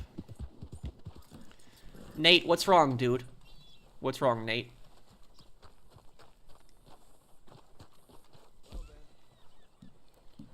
What do you think should be done about the cartels in Mexico? Really, the thing I'll say about that is, when it comes to cartels, do you sometimes go to bed late? Oh, of course, a lot of times. What I'll say about the cartels, the only solution to really deal with the cartels at this point is Ghost Recon Wildlands. If anybody's ever played Ghost Recon Wildlands, that is the solution. Like, that is just to set in special forces and just have these cartels just eliminated from the ground up. Their leadership just completely gone. Dead, one by one. Just that. You break up the entire organization, just take it down at a step at a time. Because if you just kill the leader, it's not really going to accomplish much, because then another person is going to take power. You have to break up everything. You have to break up their finances, how they make money, break up their drug labs, assassinate the top people in charge. That is how you deal with it. That's how you break up the entire organization. Do not let the organization rebuild. Anything that you think could be used for the organization to rebuild, influence, money, anything, destroy all of that. Their factories, everything, kill their top leadership one by one. You will break up the organization. That's how you take the whole thing down. Just killing the leader is not going to change that. That's what happened with Mencho. When El Mencho was killed, the leader of the Jalisco New Generation cartel, the Jalisco cartel just went crazy, and they started attacking government buildings and just blowing stuff up in Mexico. And just killing the leader is not enough. It's not enough to stop. You have to literally break up the entire organization, like what you had in Ghost Recon Wildlands. That's really the solution, is to just do stuff like that. That's how you take it down. But the thing about that is that's never going to happen. And the reason it's never going to happen is because Mexico does not allow the United States to operate in Mexico, even though the U.S. has offered for years to send soldiers to help Mexico against the cartels. The Mexican government refuses. And the other thing is, in Mexico, there is so much corruption. Like, it is such a corrupt country. No offense to any of my viewers in Mexico. Mexico is a great country, but the government, I'm just sorry, is a piece of shit. Excuse my language. The government in Mexico is just so corrupt. It is one of the most corrupt countries in the West. It's just ridiculous, the amount of corruption that exists in Mexico. And really, the corruption in Mexico is really holding the country back so much. It is. Because if Mexico did not have corruption, if it didn't, there is no reason that Mexico shouldn't be as rich as Canada. Like, the average Mexican would have the same living standards as the average Canadian if it was not for all the stupid corruption. If it was not for the stupid corrupt government in Mexico and these cartels, like, Mexico would be a much more richer country and flourishing. Like I said, the average Mexican would be living just like the average Canadian. But it's the stupid, all the stupid corruption that's causing all these problems.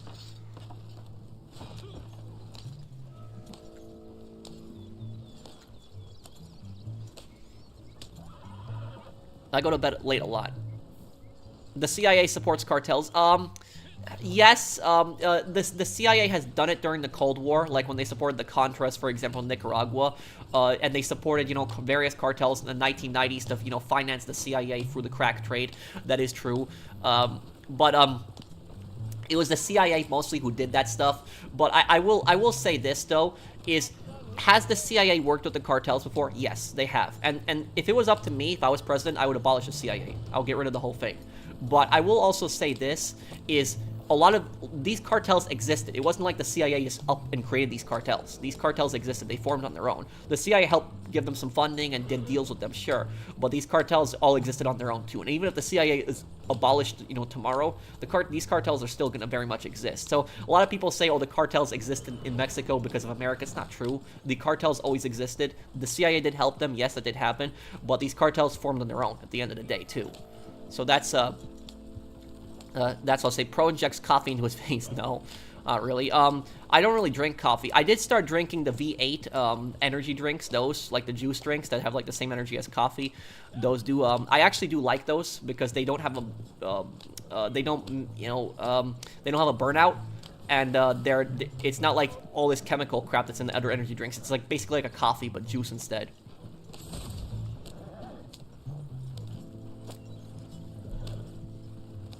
Didn't China invade Vietnam after the Americans? Yes, China invaded Vietnam in 1977.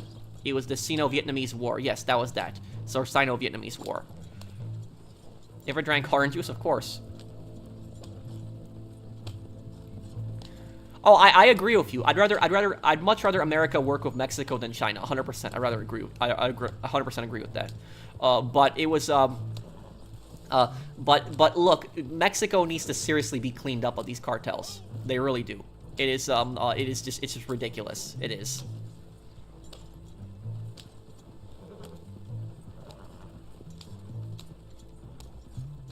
You ever gonna play Watch Dogs 2? Yeah, I'll play it on the channel. Thank you for sponsoring the channel again, Joey. Joey's pun. Thanks, man.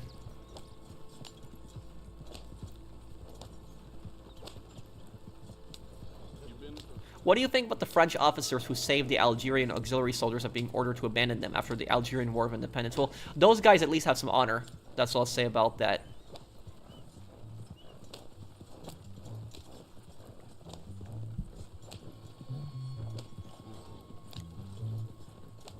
I half agree with you, Elias. I half agree with you that there is a demand for drugs, and because of that, the cartels do grow.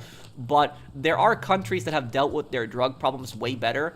And I know, like, for example, like in Singapore, there's almost no drug trafficking, because in Singapore, cartel members get executed. So if a cartel member tries to, smuggle drugs in Singapore, they're gonna get killed for that. And because of that, Singapore has almost literally no drugs.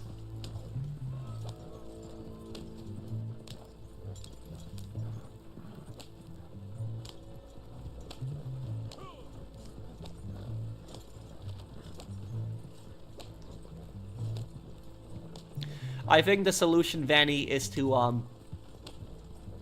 I think the solution is to I think the solution is to do what, like, Daryl did, like, when he was basically getting a lot of these Ku Klux Klan members to stop. It was like a black guy who convinced, hundreds of Ku Klux Klan members to leave the group. I think, like, that's the solution to, like, dealing with, like, racism and hate.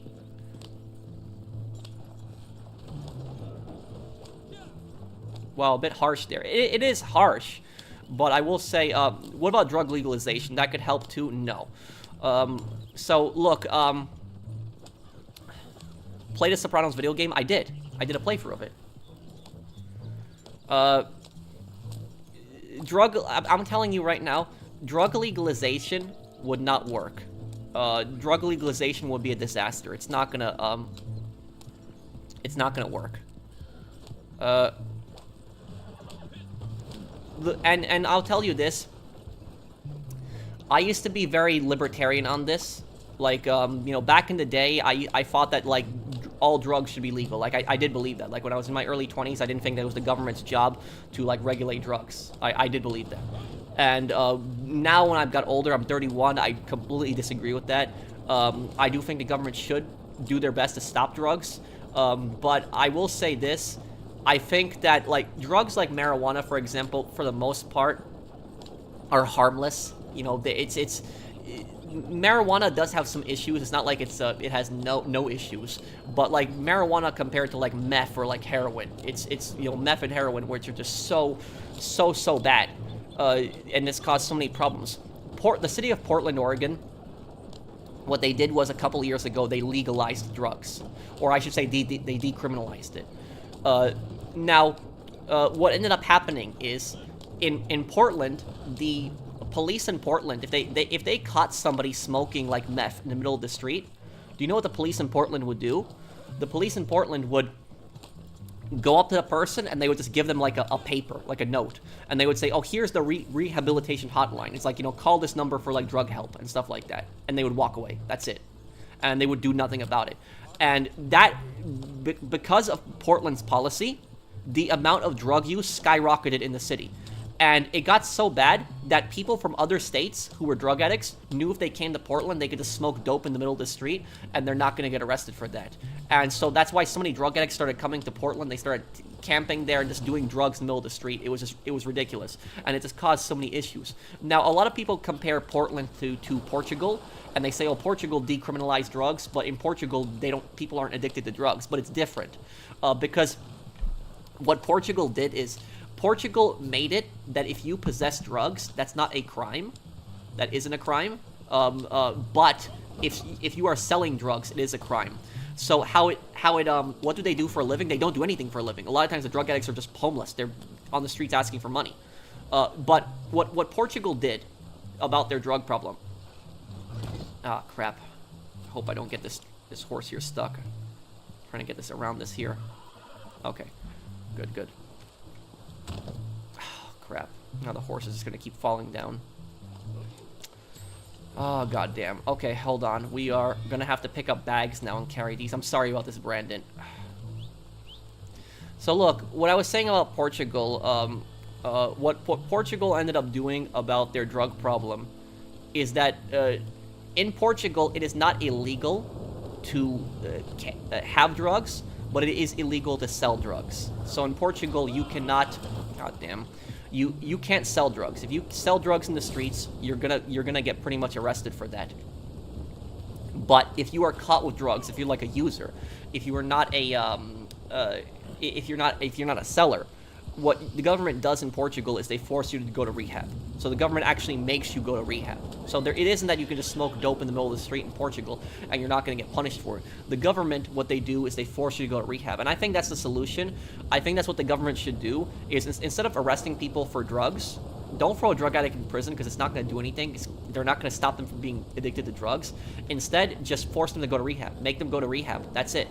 Make them get cleaned up. That's the solution. Invite me again, I'll invite you, Brandon.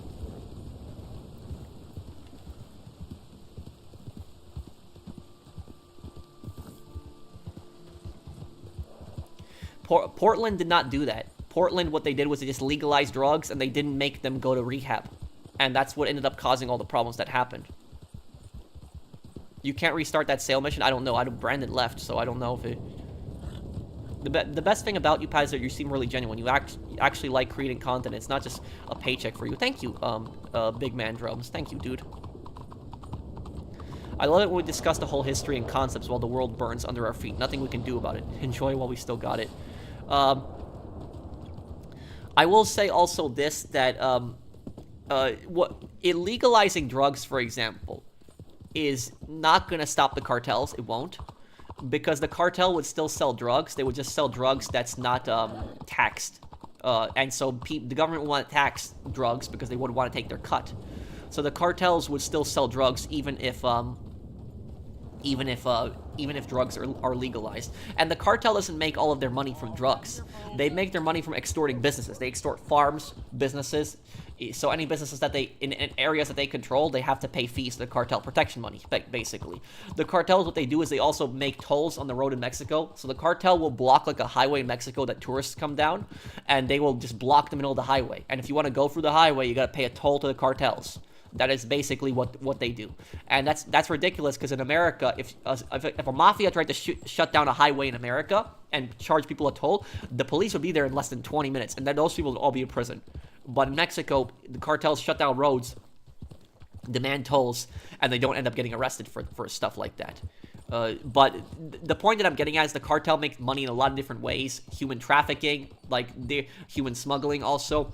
Like, somebody from China that wants to get into America illegally, they'll pay the cartel like $10,000 to get them across the border.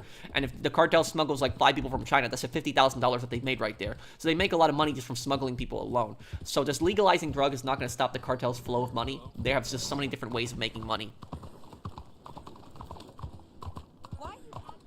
The only solution to stop the cartels is literally, like I said, you gotta break apart the organization, take it down, one by one, destroy their drug labs, assassinate their top leaders, cut off their money supply. Money is the heart of their organization. Without their money, they can't operate.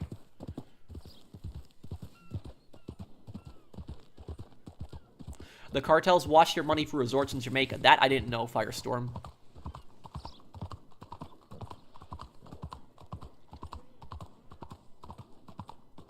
Do you still use Ewin? Yeah, this chair right here is Ewin.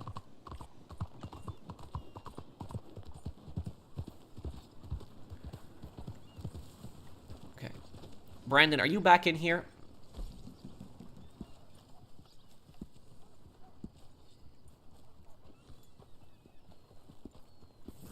I'm rejoining the posse here. Hold on.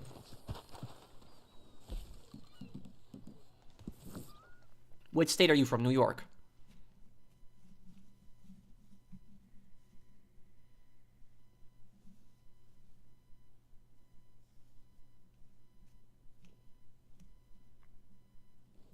What do you think about adding a financial transaction tax in the stock market, say around 1 to 3% tax right now? Because you're already paying tax on capital gains. But there are plenty of people that use the stock market that are not rich people. Like I sold a few stocks the other day. And so I would not support, any more taxes on that. And here's the thing, here's the issue I have with taxes. My biggest issue with taxes is that the government are a bunch of idiots. That's basically what my issue with taxes are.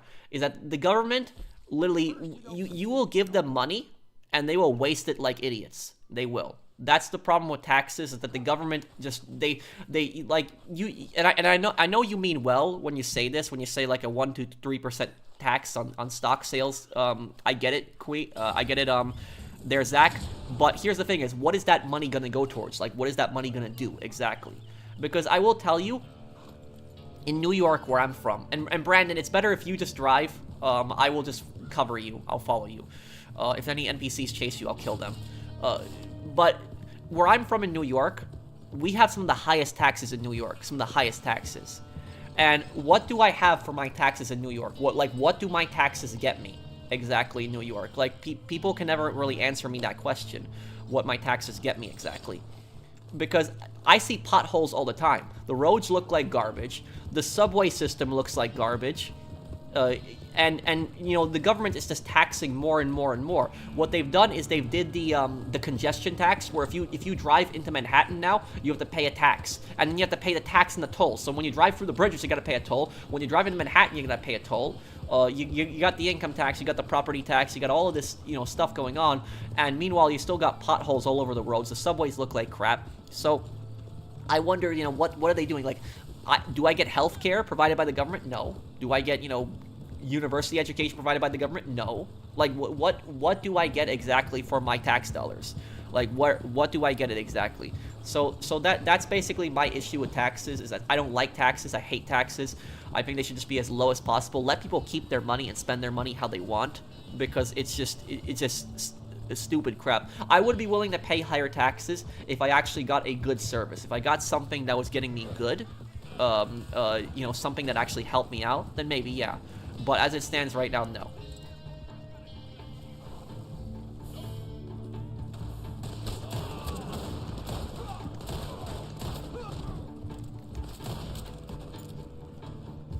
New York is a depressing state. It can be, yeah. I mean, I get your point.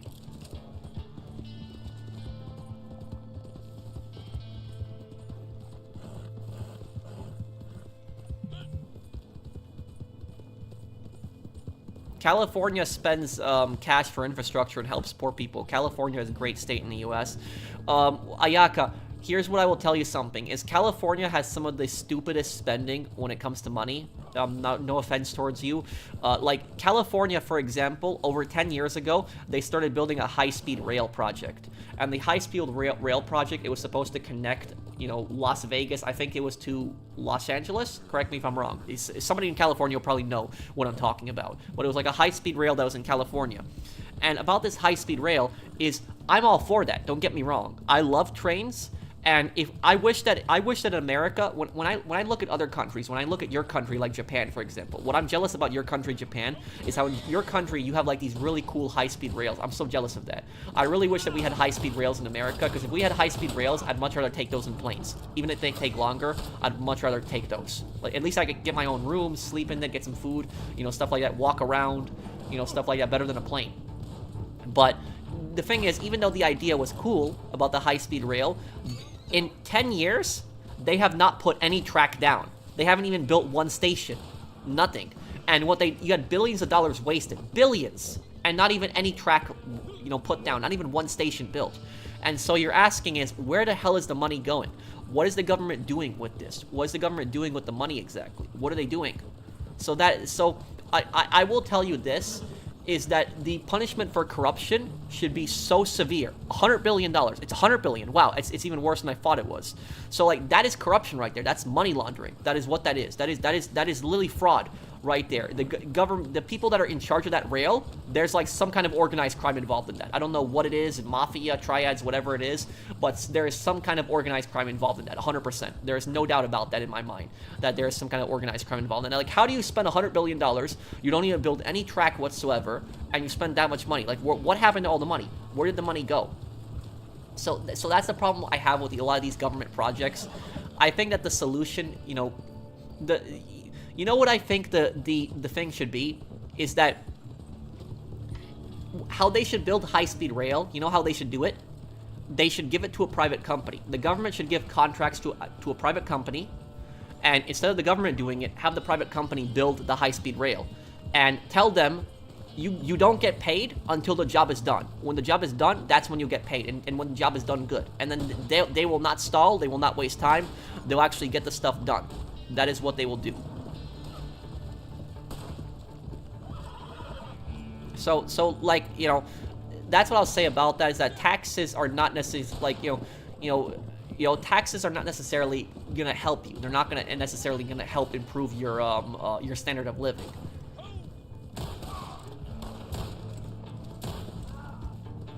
Well, the governor got a new mansion. Well, I guess that's a plus, right? That's a plus. That's what I've always said, is I am not a religious person, but I will say this: if the devil exists, if he's actually real, and he came onto this planet, his favorite people would be politicians. He would love politicians more than anyone else because of how much politicians lie, cheat, and steal to get to the top. That is, he would love politicians more than any other person on this planet.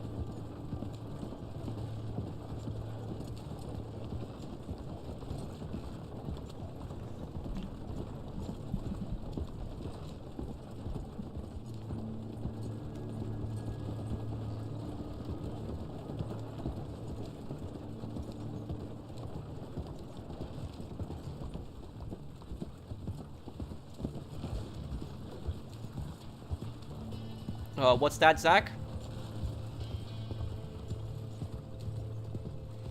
Yeah, I could maybe do something like that. Is that on consoles also, Zach?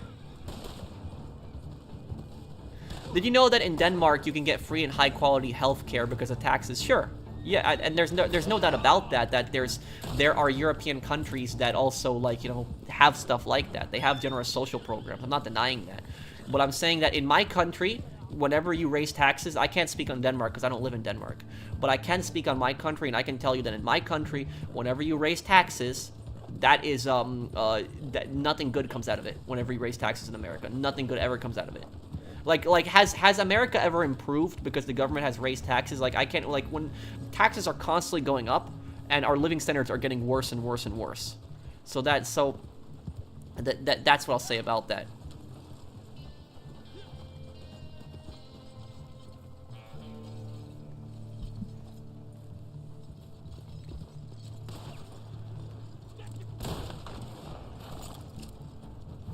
Do you think AI might enhance or replace the education system? Oh, I hope not. No, God, no. I don't want AI teaching kids. No.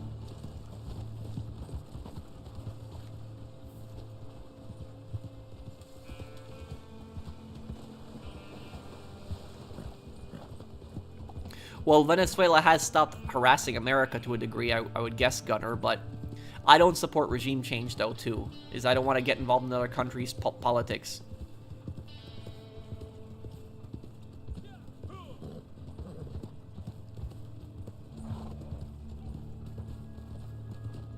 What do I think of Alberto Fujimori? Who's that? Yeah, I have auto aim right now.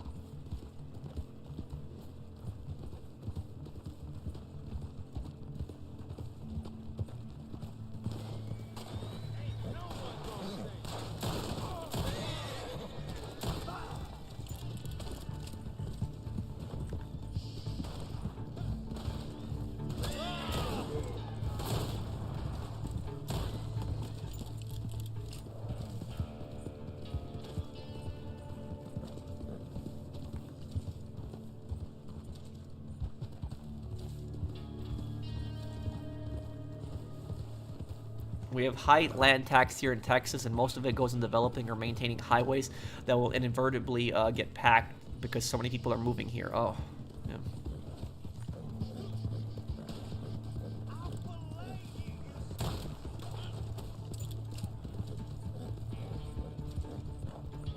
Oh, I didn't know that, Caton.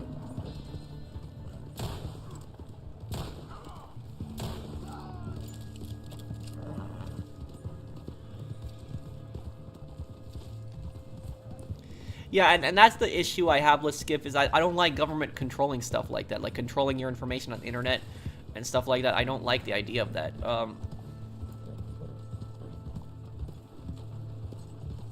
Last week, someone stole my cousin's wallet from his car at around $15,000, and oh my god. I'm sorry, that's horrible. Do I think the recent conflict with Iran was stupid? Oh, 100%. 100%. It's stupid. No, I think the U.S. government are just a bunch of the U.S. government are just a bunch of idiots. It's just that I think that whole war was unnecessary. I think it was stupid. I don't support the regime in Iran, but I don't support getting involved in a war for like a psychotic dictatorship. Yeah, but Brandon, I appreciate the super chat, but I just made a mistake. I just made a mistake on the turn.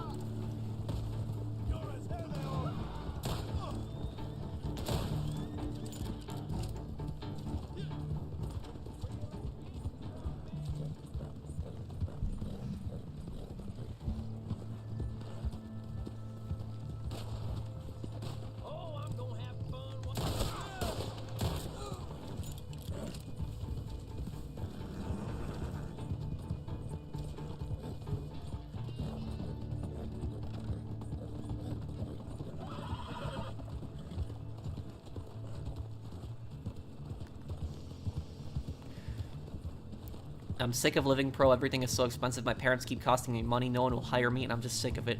I'm sorry to hear about that, Shining Knight. You can talk to me anytime you want, but I mean, don't give up on life. I was in a similar boat as you at one point. When I was working in retail, I was really unhappy. I didn't think that, you know, I thought I might be a failure in life. I did. I was very blessed with, you know, what I had happen to me on YouTube, but I think that everybody is good at something. I think that everybody just has something that they're good at, and I think that they can find it. And I think that if you work hard and you find it, you could be good at something. You could even be a YouTuber like me too. You know, somebody has something. I'm sure there's something that you can do amazing that I absolutely suck at. So that's so I mean, don't give up, dude.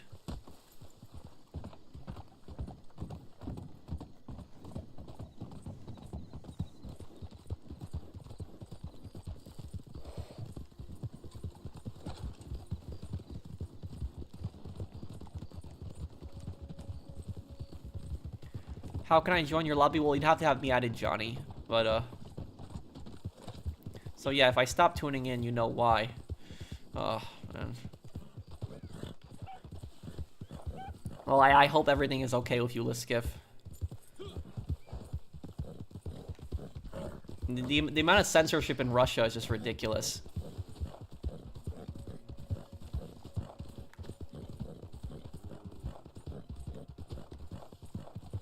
Do you have a favorite Fargo season? The first one. The first season, I think, is the best one.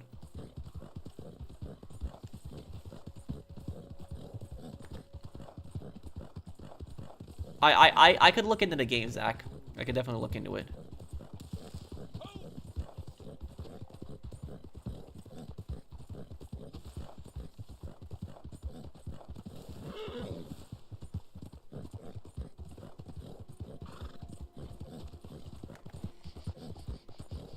I'm doing good, Chief. How are you doing, dude?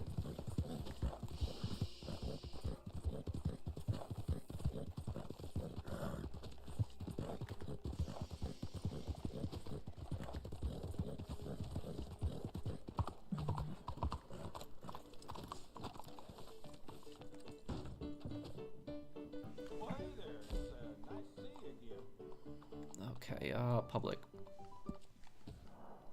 Oh yeah, censorship in China is worse than Russia. Yeah, I will agree with that.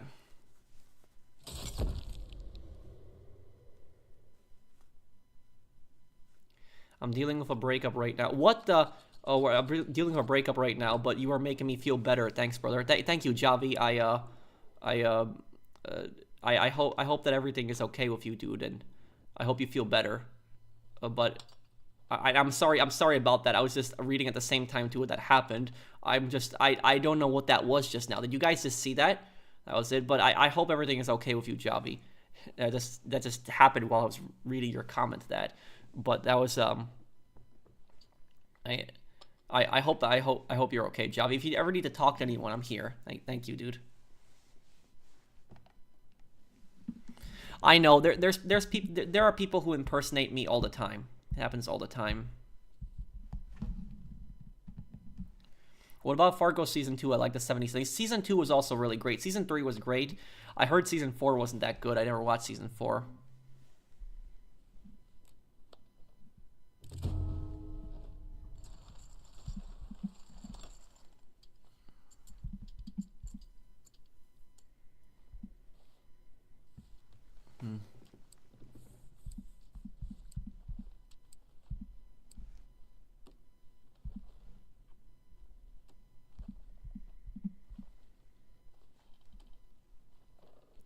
What personal quality of yours do you think contributed the most as a YouTuber? Um,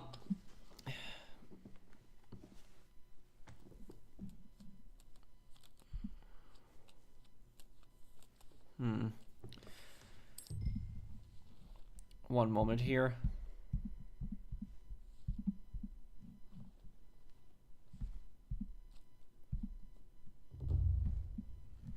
Okay, check here.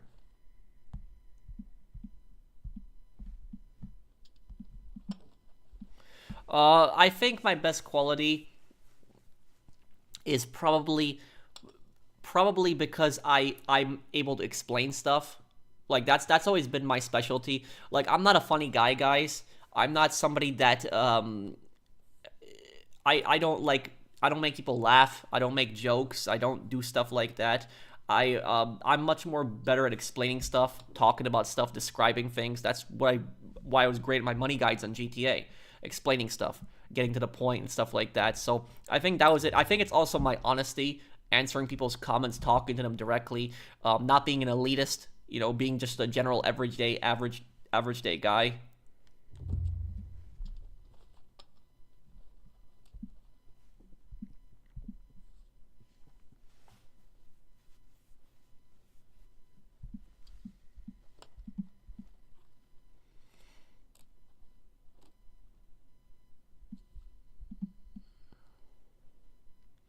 I'm interested in e-commerce. Any tips? You mean like selling stuff online, like Amazon? Is that what you mean by e-commerce? Like eBay, stuff like that?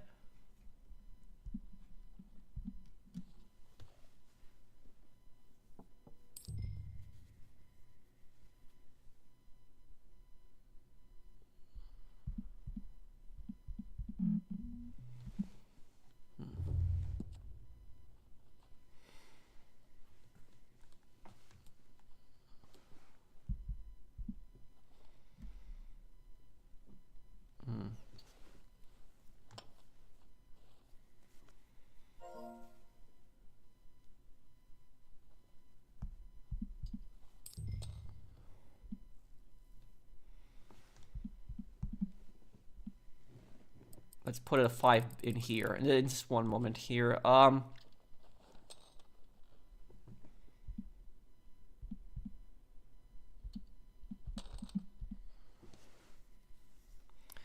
Just 1 second. I will read the super chats in just 1 second.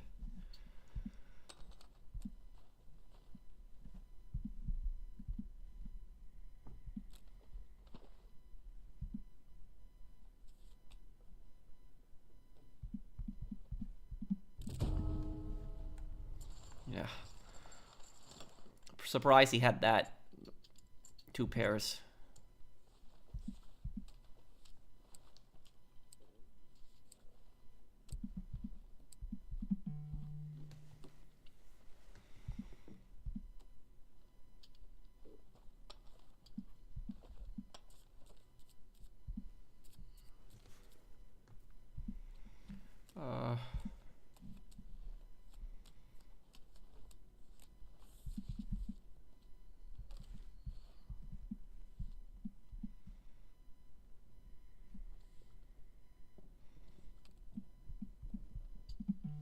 Okay, second here. I'm gonna answer your question. I'm sorry. It was just It was just my mom was just sent me a text message just now. I was just trying to reply to her really quickly, so I'm sorry about that. Um, just give me one more second, and I will just answer everyone's questions here.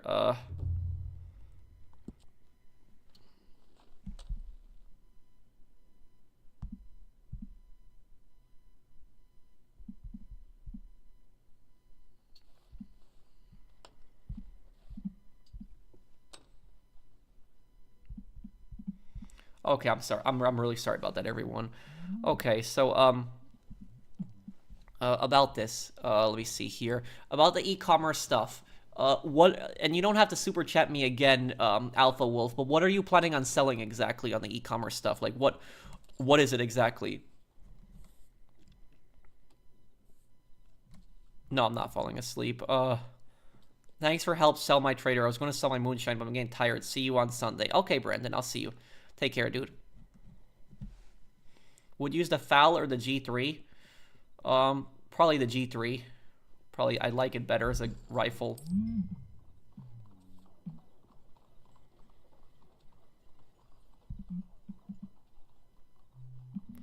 Oh, you sent a milestone chat. Let me take a look here.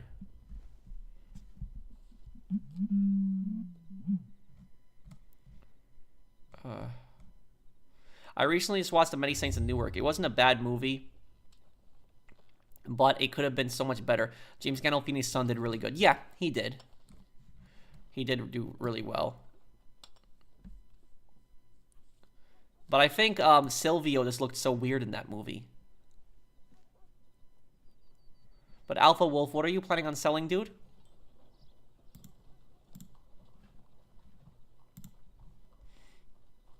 Do you ever miss New York? At times, but I mostly miss the people.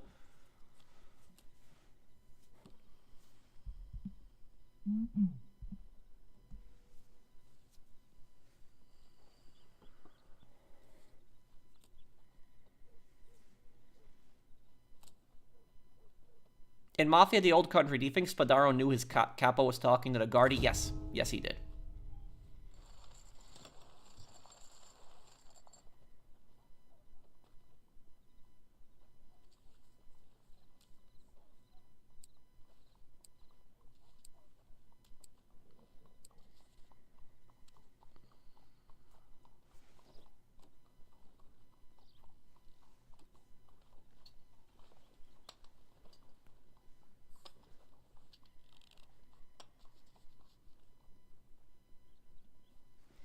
Did Alpha Wolf post another comment? Let me see here.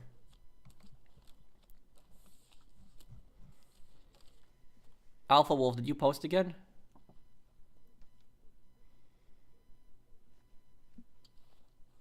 Yeah, I agree with you there, Titan. Like, Silvio was way too old. Like, Silvio and Tony grew up together. Like, they should not be that far apart there. It was so weird seeing Silvio was so much older than Tony.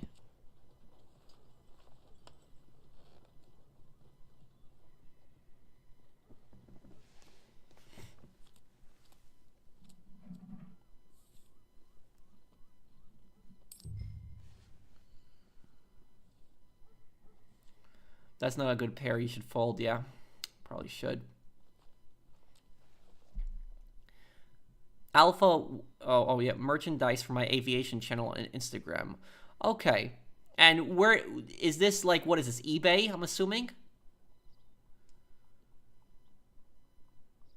You could also try selling on Facebook Marketplace, because on Facebook Marketplace you don't really have to give a cut to anyone. You just sell something, you don't have to give, you don't, because on eBay you have to give a cut to people and you have to ship it out. But Facebook Marketplace is a place where you can just sell stuff locally.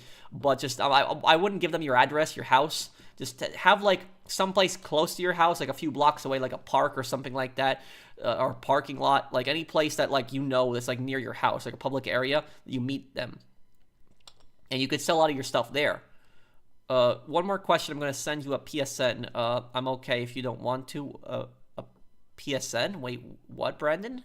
Thank you for the super chat. Do you have a second channel? No. What do you mean, Vanny? How I played Halo Combat Evolved. The first one? Yeah, I played it. Oh, when is the 20th anniversary of 25 to Life? When is it?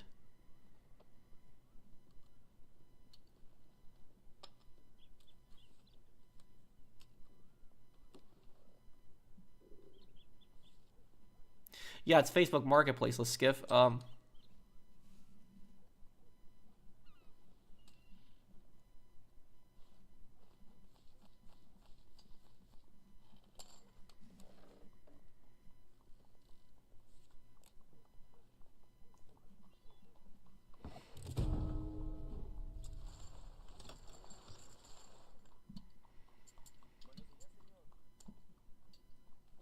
For what, Shiny Knight? Oh, a message on PSN. Okay, Brandon.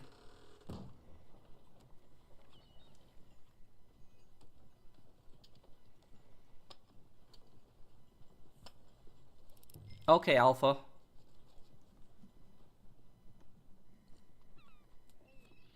It was back in January. Oh, so I missed it already then. So I can't really do 20th anniversary now. Since you said before you got an SVT-40 rifle, do you wish to own a Gewehr 43-2 one day? The latter got inspired by the former, which is really cool. Yes, but the problem is Gewehr 43s are very expensive. They're very expensive and they're difficult to get.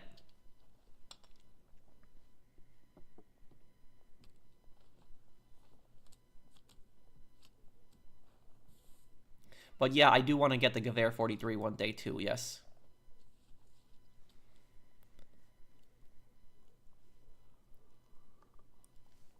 I can alone come up in your crib. Oh, that's the Lamar says that to Franklin.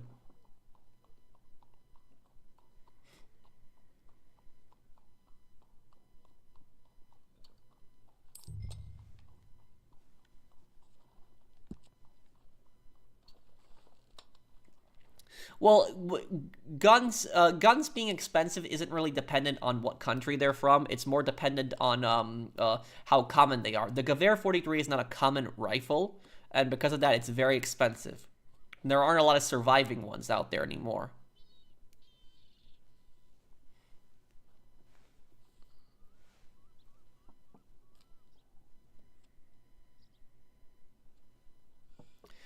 I just don't. I'm more of a non-interventionist, Vanny. I have for some time. Let's skiff. My favorite YouTuber. I don't think I really have one.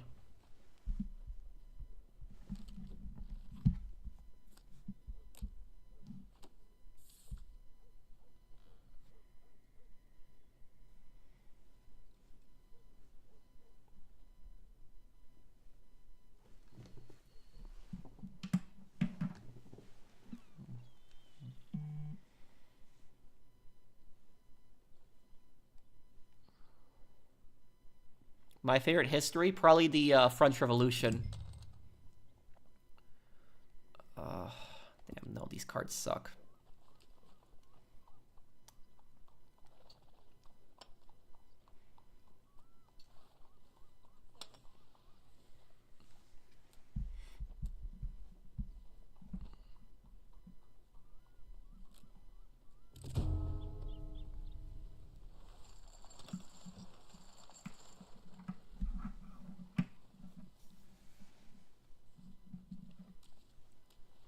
Hey, Pro, I live in France, and I saw in the news that the government wants 2 and 3 cars to be electric by 2030. It's crazy. That's not possible. They're not going to be able to do that. No. No, there's no way. That's 66% of the cars in 4 years, making them electric. No, it's not going to work. Okay, I'll look later, Brendan. And here's the thing about France. France is known for a lot of protests. There was a protest, I'm sure you know about this, you live in France, you remember the Yellow Jacket protest that happened like a couple years ago. The reason that Yellow Jacket protest happened was because the French government, what they did was they increased taxes on gasoline. And the issue with that is that the people that live in the cities, like the people that live in Paris, all supported that. But the people in the countryside did not. And the people that live in Paris, in cities, make more money than people in the countryside. And people in the cities drive around electric cars, where people in the countryside use all gasoline cars. They make less money. And they also use a lot of gasoline-powered vehicles, like tractors, for example, for their farming equipment. And what that is going to do is that it's going to increase their costs and make it harder for them to make money. And farmers are already hard enough. Like, being a farmer is tough work. And farmers don't make that much money. They get ripped off by supermarkets a lot of times. Farmers get scammed by supermarkets. And so the French farmers, they got pissed off because they felt the government wasn't listening to them. And the government was just saying, oh, this is good for the environment, this tax, but they didn't realize the burden they were putting on on farmers. Most farmers in the countryside aren't going to drive around in electric tractors. They're going to use gasoline tractors. And so the farmers in France got pissed that they put on those yellow jackets and they just started blocking tons of roads. And the government in France, eventually the protest got so big, the government suspended the tax. I don't know if the tax went through. Maybe you can tell me that, Luke. But I know that the government suspended the tax. It was like a couple of years ago. But that's what the problem is that the people in the cities, when they passed that gasoline tax, they were not thinking about the countryside. They weren't thinking about the French farmers and what the French farmers were dealing with. And that was just a disaster that was waiting to happen.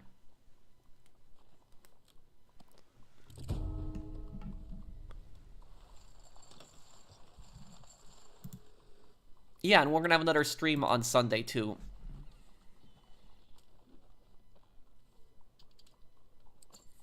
Okay, Michael, I can look at it later. I hope not, Liskiff.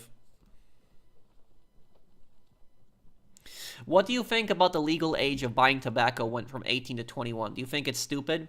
I don't support higher taxes on cigarettes. I don't. Because people that have a cigarette addiction are already people that are suffering from a cigarette addiction, they already have issues. They're putting a lot of money on that, and increasing taxes on that, it's not going to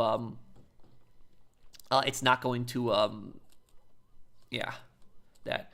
What I think the government could do is the government could do some kind of program where if you are buying stuff to stop smoking, like you are buying nicotine patches and stuff like that to help you quit, if you at the end of the year, if you show proof that you purchased that stuff, you could have it deducted from your taxes, stuff like that, the amount of nicotine patches that you bought in the year, and that might help people quit more because more people could afford it, stuff like that.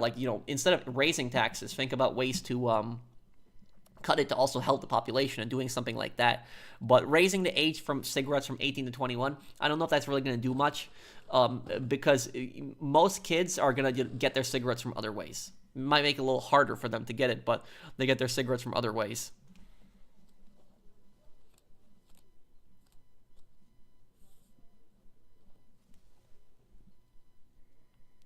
I'm going to win this hand. Oh, Mario's. I've continued my journey with Football Head Pro. I'm nearly halfway through season 3. Now, Football Head. You mean Hey Arnold? Do you think Helga's parents are terrible? Yeah, they're narcissists. They're terrible. They're absolutely terrible. Yes.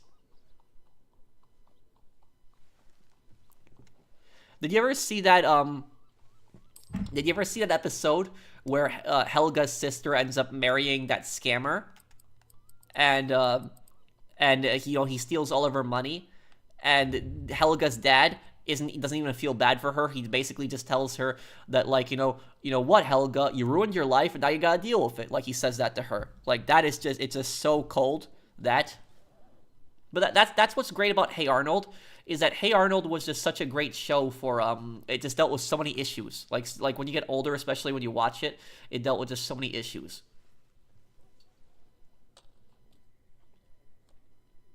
No, Vanny. Kim Jong-un and Putin have a yee ass haircut one. Oh, man.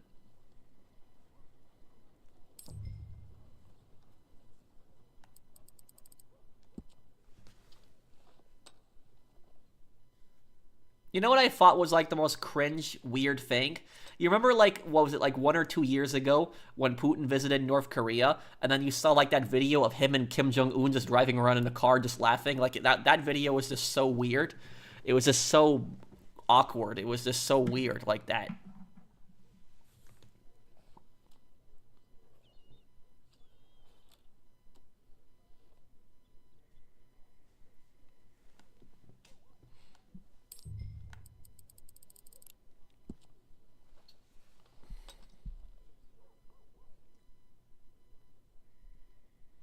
Yeah, win this one. Okay.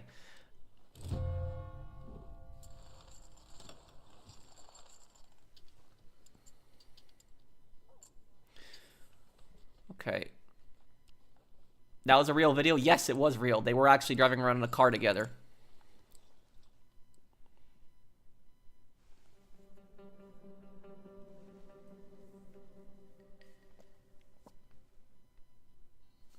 Okay, I'm gonna wrap up my stream here. I will answer a few questions before I go. I haven't had dinner yet, guys, so I'm just really hungry. So I'll answer a few questions before I go here. If anybody wants to ask me anything, I'll answer before I go here.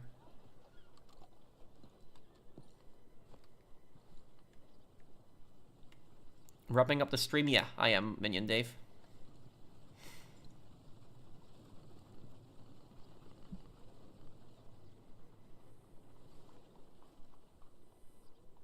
It's for everyone, not only the farmers. I know, but it affected farmers the most in that situation, though, Luke.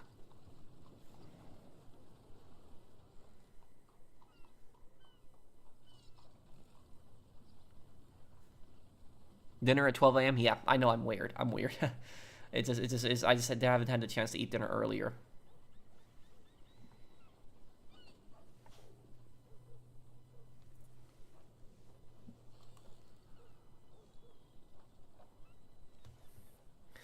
I am going to watch it later this month, Victor, finally.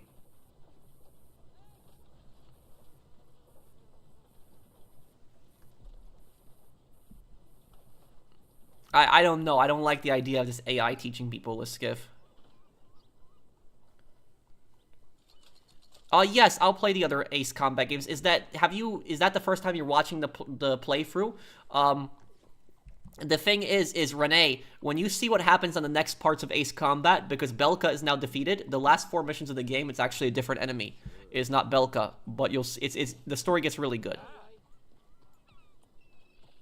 Yeah, I might, Michael, but I can't at the moment, but I will try it, yes. They have a politician sign a social contract where if you break it, it's automatic removal from office? Oh, what the... And what's in the contract exactly? I get your perspective, Vanny.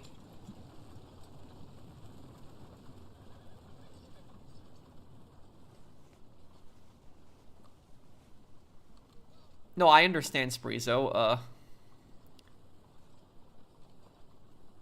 Oh, congratulations on your first job, Jabron. Have I played Prototype 1? No, but I know the game. What's it for dinner? I'm gonna see what's in the fridge. I don't got that much food left. I gotta do groceries soon.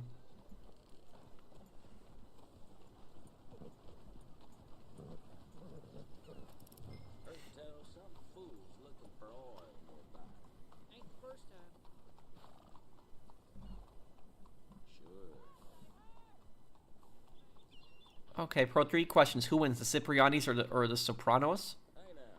Well, it would be the Leones, but Leones would definitely destroy the Sopranos. Is YouTube my only source of income? No, I make money from a high-yield savings account, some stocks, and my rental properties, and also my YouTube channel. And what future games are you going to play? We're going to play 50 Cent Blood in the Sand this week coming up.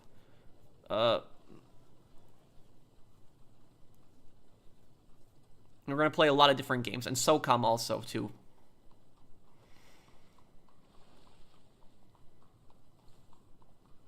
But I guess I will be going here, guys. Thank you guys for hanging out with me. You guys are awesome. Thank you guys. You guys are all great. I love you guys hanging out with me and watching my stream. So I will see you guys. Thank you guys for watching. I'll have the next part of Ace Combat tomorrow. Also, check out my latest part. I uploaded it like 2 hours ago. And I'll see you guys on the next one. Take care, everyone. Have a wonderful day, guys.